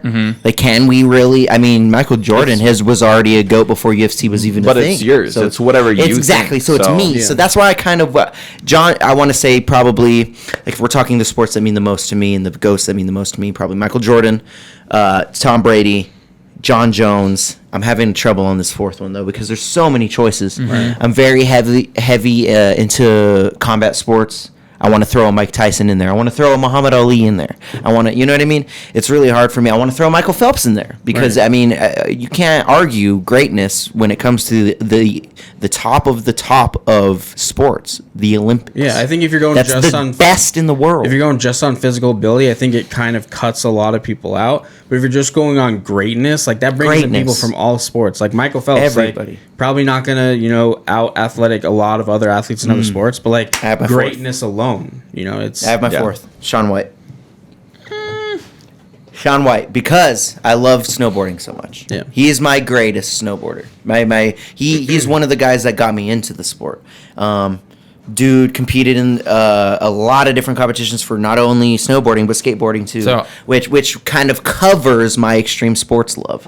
Like a lot of you guys know me. Like I grew up not doing team sports. I'm an extreme sports lover. Like I did a lot of different things: water skiing, snowboarding, longboarding, the combat sports. Like the fucking list goes on. So I would probably want to throw him in there too. I wish Mount Rushmore had more than 4 people. It's kind of hard to really because I want to throw a Phelps in there. I want to throw Serena Williams in there. I want to throw honorable mentions. I want to throw LeBron James in there. But I want to. It's hard. She's on the female Mount Rushmore though. Yeah, I mean we can't. Mount Rushmore should be considered male, female too, because it's all sports. It's sports. Yeah. But I don't know. It's a hard question. Fuck. This is a very subjective, hard question. I don't know about my fourth, but I know a definite 3: John Jones, Tom Brady, Michael Jordan. And Tom Brady's maybe an iffy one because again, NFL. American football has been around a long time to where it's been at now. How big it is now, it hasn't been that big. That's why for me, I have my 4: Tom Brady, MJ, Serena, Michael Phelps are the greatest, like athletes, without a doubt, at their specific sports. I see you. Their resumes are undeniable. Same with Shaun White. That's why I kind of threw Shaun White in there too, because like name another. I mean, can you? Yeah, they're you ghosts. Can't. And mine is definitely like American based. So American based. Yeah, I do have. If someone's watching this in like Spain or Brazil, or they'll probably think we're tripping now because it's a doll, and I mean, there's so many. It's difficult to like quantify who's the GOATs because you're constantly like some people have had more impressive things that they've accomplished in their careers, but you question the level of competition. You know what I mean? Like last week we talked about, is Kayla Harrison a female GOAT, but she fights cans? You can't call yourself that when you fight cans. So like this, and I'm not insinuating anyone we've named had any cans in their career. I'm saying it's what do you value more in what they accomplished? Do you know what I mean? That could be something against Tom Brady because Tom Brady, football is only an American sport. Yeah. That's it. He's the greatest American at an American sport. Yeah. But you can say Michael Phelps, most decorated Olympian of all time. All time. Over 20 fucking medals. Serena Williams, the greatest female athlete regardless of country. Yeah. Like Michael Jordan and Tom Brady, you can kind of say like we can honestly throw Floyd in there too. Right. Yeah. We can throw Floyd Mayweather. Here's why I was waiting for someone to say the reason I didn't want to put a boxer in there. Because there's a lot of prolific boxers we can name, like Mike Tyson, Muhammad Ali. And it's one of the most corrupt sports. But boxing is one of the only sports. Like imagine like the football analogy for boxing would be like if let's say you're the Patriots and every year you play like Detroit, fucking the Browns, you know what I mean, like the Texans, Jacksonville. Like you play all of the notoriously worst teams because you're cherry picking your teams. That's boxing. Boxing, your level of competition, it's hard because like you could think of like Floyd was a cherry picking motherfucker. Some people will say like Muhammad Ali because he was the most prolific boxer. He transcended the sport, and no one can take that away from him. I want to put him in. But he wasn't Rocky Marciano, and Rocky Marciano went 49-0 at heavyweight. Or like a Julio Cesar Chavez Senior who went And like I want to reference even knows? I want to reference Tyson Fury because he's my favorite heavyweight of all time. Fury. But Tyson Fury Yes. didn't box in an era that had like Sonny Liston, George Foreman, Mike Tyson. You know what I mean? Like Evander Holyfield. So like yeah, everyone the list is goes on. constantly you're either like Tom Brady has had he has 3 Hall of Fame careers in 3 different Motherfucker eras. could go like this, bro. Like That's what I'm saying. So like that's why Super Bowl like, rings. regardless of how athletic he is, it's his resume is just so undeniable. I would argue that Tom Brady is the greatest resume-wise, the greatest American sports hero of all time. I don't know. I don't know about that. Bring John Jones back into this. See, well, the thing is, Resume. We're talking resume. We're talking 15. See, again, I can't. There's no championships. No quantification that I could come up with will equivalate to either's accomplishments. But what I can say is he had more. Like John Jones had an unconscious adversity, and he fought 25 minutes at a time. Brady played an hour a game 16 times a year, and he's been the best. He's been the best to lead a team 7 times. And it's different a team as opposed to a single person. That's sport. That's me adding value to those variables. And I agree with you because I mean I have Tom Brady on my list, but I think like kind of like going off that, like what goes in John Jones' favor is like football's an American sport, MMA is a worldwide sport, so you kind of have to. You can also give a little bit more to the athletes who compete in sports that are worldwide. Worldwide. So Now, this is a good question to kind of decipher this. Do you think anyone will beat John Jones' record of title defenses or titles? No, It's gonna be a long time. It's going to be a long time. You don't think anyone will? So here's. I mean, we had a Kamaru Usman who is close to the second place guy who had to have 15. Like John Jones has more title fight wins than Khabib had fights in the UFC. and people which gave is- Khabib the GOAT title. And Khabib, you're was giving him the pound for GOAT title pound. because he's undefeated. But I mean, I don't know. It's hard. It's And hard he because fought at we're talking a 205. different era. He fought at 205. Most dangerous. There's so weight many class. variables. I think the UFC is such a young sport. I think someone will break that, in my opinion. I could see it. I could I see could it. be But in wrong the- because It's so hard to be do. so diluted. Kamaru was the But- closest, and there's no one even near Kamaru. Really? So we're gonna have to wait some years. But when it happens, if it happens, are we gonna look at it and say like yo, so John Jones fought like he destroyed like Lyoto Machida, Rampage Jackson. There's so many names. Or Sugar Rashad. Like Everybody. everyone that he beat was like killers, Top of the like, top. And the reason I compared like John Jones, I agree, his risk to his like legacy, not necessarily his legacy overall, but his risk per competition bout is his like he could really hurt his own legacy every time he steps into that cage. Where Tom Brady, it's not the same. To where like Tom Brady doesn't like loses in the first round of the playoffs. We're all gonna look past it because of all what he's done. John, like MMA, you're only as good as your last fight. So is I basically think because what Winston was saying, like it's so young of a league and sport. 30 years from now, we could be looking at the guys that John Jones competed against, or even John Jones, be like, those guys are nothing compared to this athletes guy out that here are now. currently. And like in favor of Tom Brady, like Tom Brady's playing in the salary cap era, so it's a completely different league than it is used to be. different. It's And I think different. it's possible.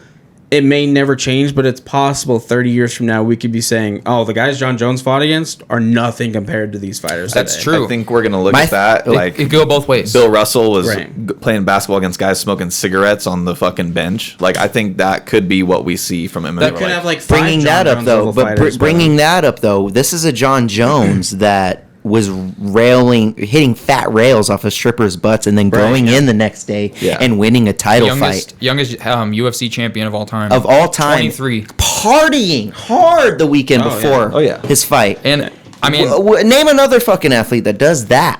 I don't know. I mean, I can't. I can mean, name some. but Go ahead. Hold on, Go name ahead, someone who though. does that Not and as great. never Michael loses. Jordan. it never loses. Michael Jordan, yeah. I don't think he was doing the John Jones thing. Michael Jordan was He went in. He was too in love with winning, dude. I don't think he was doing the John Jones he thing. was getting drunk off his ass like in Dude. Vegas Night the before? night before the game. Dude. Night before the Really? game. Damn, I didn't know that. Dude, Watch that's crazy. The Last Dance. If you've seen I haven't seen it, and I was it's the awesome. only one probably in here that Like, hasn't seen I it. think like I don't know many other athletes that are like John Jones and MJ because MJ was They're doing kind like, of a the lot same thing, basket. yeah. Same basket. Where they're Okay. like they love. I didn't know that. They love that, but they're like I can go get fucked up and like do whatever I want the night before because I know I'm gonna bring my best. But okay, bringing that in, John Jones, Michael Jordan. Michael Jordan was a wolf among sheep, right? Right? I mean, that's an argument that people make. Yeah. John Jones was a wolf amongst fucking an orca, amongst a fucking hippo, amongst a fucking jaguar, amongst a fucking, like, he was fighting the top of the top, the epitome of the epitome. Was Michael Jordan facing lesser competition than John Jones? There's an argument that the league is better today than it was before. When Michael Jordan was running all it. levels. Like, the amount of talent in the league today is. You can say the same for the higher. UFC too. Yeah. You really can. Yeah. This is a And good conversation. I think Tom Brady, I don't think anyone, grilling it back to that, I don't think anyone is going to get more than 6. No one's. I don't think anyone is doing that. In the salary cap era, no quarterbacks had more than 2. Yeah, exactly. in this era, And I like so- that. I like that you put it like that. But it's a team sport, so that is you have to take that for what it is. I had A defense could go crazy for fucking how many years, and then Bill just Belichick. take in. Yeah, It was true. the perfect storm of the greatest quarterback of all time and the greatest head coach of all time, just being Facts. together for their entire and careers. then eventually hating each other and moving Yeah. apart. So I just had a weird epiphany about why, no matter what, I don't think John Jones's record will ever be shattered. It could be beaten in numbers, but it won't be shattered. Are we not forgetting that John Jones is the only man? God, I want to basically the only man to truly better Daniel Cormier, and Daniel Cormier is the greatest light heavyweight. DC. Hold on, John Jones. Oh, man, I DC forgot about that. DC is Yep. the greatest light heavyweight, not named John Jones of all time. DC at 205 will beat any man alive in his prime form, not Ever. named John Jones. So like the reason I was saying that because like they could be better on average, but like Oh let's my take God. current light heavyweight champ Yuri. If Yuri beats Glover in the rematch and goes on to retain the light heavyweight belt for 15 or 14 or 13 more bouts, we don't know who he's going to fight 13 fights from now because they're not even on the market yet.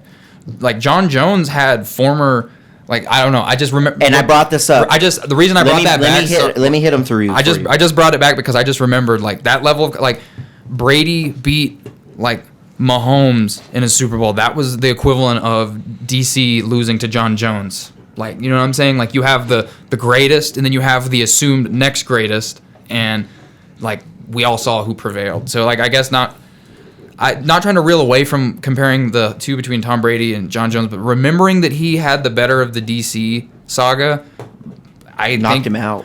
Fuck, he's definitely.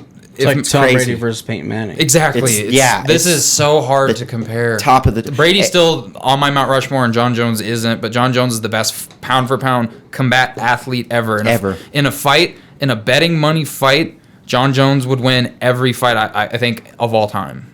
And let's go over who. I kind of wanted to go over who all John Jones has beat, because that's the thing. Like, we can kind of go over all these athletes, but the level of competition, I mean, it's just hard for me to really fathom and compare it to other sports, because being such a combat sports lover, like, this is a big deal to me because of the names that are on this list. Like, it's crazy. These are the people that John Jones has beat: Dominic Reyes, Thiago Santos, Anthony Smith, Alexander Gustafsson twice, Daniel Cormier twice, Ovince St. Preux, Alexander Gustafsson again. I mean, we already said it. Chael Sonnen, Vitor Belfort, Rashad Evans, Lyoto Machida, Quentin Rampage Jackson, Shogun Hua, Ryan Bader, Vladimir Modushenko, Brandon Vera. I mean, technically John Jones lost to Matt Hamill, but John Jones was destroying Matt Hamill in that fight, ultimately losing a DQ. And then Jake O'Brien, Stephen Bonner, Andre Guzmão. So, like, it's just the level of competition is intense. Every fighter you named on that intense. list, with the exception of like 4, is either I would say 3. Well, yeah, I think 3. Every single one of them was either UFC champ or current Bellator champ / former Bellator double champ or former ONE FC Like, double it's- champ. No, Like, as a crazy. UFC fan who's like probably, I would say, crazy. a little bit higher than like a casual, like I recognize like 90% of those. Right? Like, it's crazy. It's great. And that's something to consider. Even though it is a new sport and it hasn't been, I mean, because football has been around for 100 years at least, right? If we're talking greatness to greatness, but then considering age to age, UFC and MMA and combat sport, or I mean, I would just say MMA, has a better start than any other sport that we've named.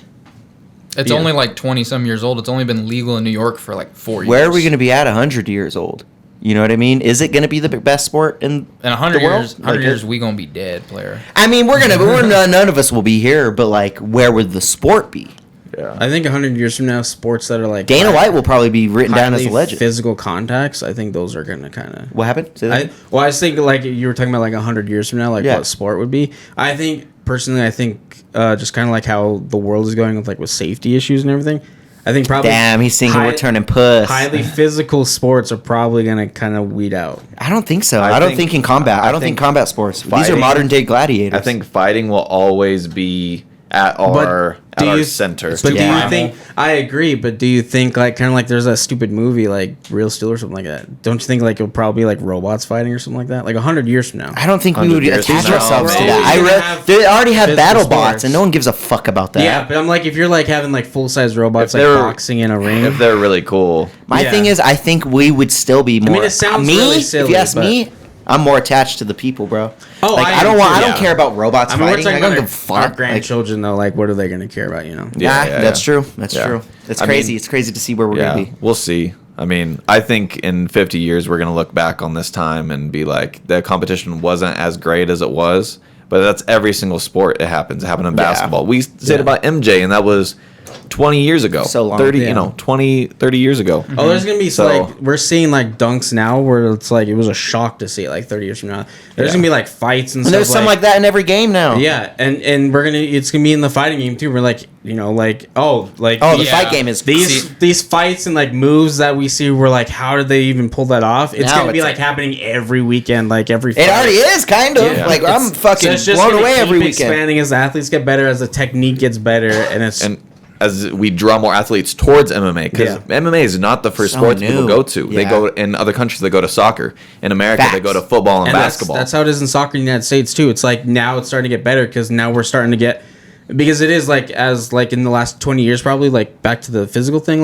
Parents are kind of having not wanting their kids to play football. Now they're kind of go play baseball and go play soccer. The non-contact so now sports. The athletes in baseball and soccer are getting a lot better over the last 15 Makes years. Sense. Yeah, it reminds me of it might be in UFC too. Sorry. One thing I noticed: none of us had a baseball Mount Rushmore. Pete Rose. So No, I'm just kidding. Baseball is just really hard. I'm a huge baseball fan.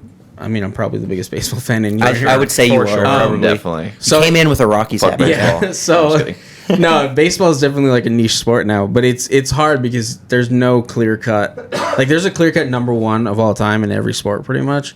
Baseball is not, because there was the entire steroid era. Yeah. To me, Barry Bonds is the greatest baseball player of all time, and that's blasphemy to older generations. Dude was and that's juiced. because Barry Bonds was on a Hall of Fame trajectory before he took steroids, and he just took steroids to keep up with Mark McGwire and the other guys, and he was still the best at it after steroids. So it's I say let Barry everybody Bonds, do steroids. Fuck it. Older generations have Joe DiMaggio and Babe Ruth and stuff. It's Babe Ruth.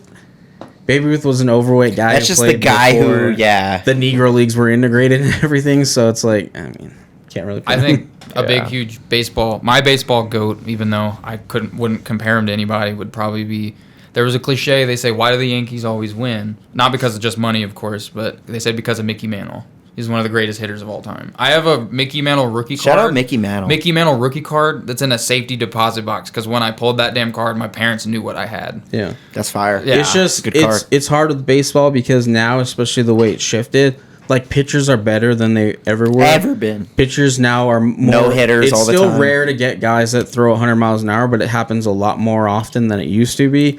And hitting now is become, there's utility guys who they're just to get on base. Everybody else just wants to hit home runs. So they're either hitting home runs or they're striking out. So it's baseball's in a weird spot right now. And that's why it's hard to find, put one in the Mount Rushmore, because it's very subjective who the greatest baseball player is of all time because of steroids. Yeah. Because of the steroids. And baseball screams racism.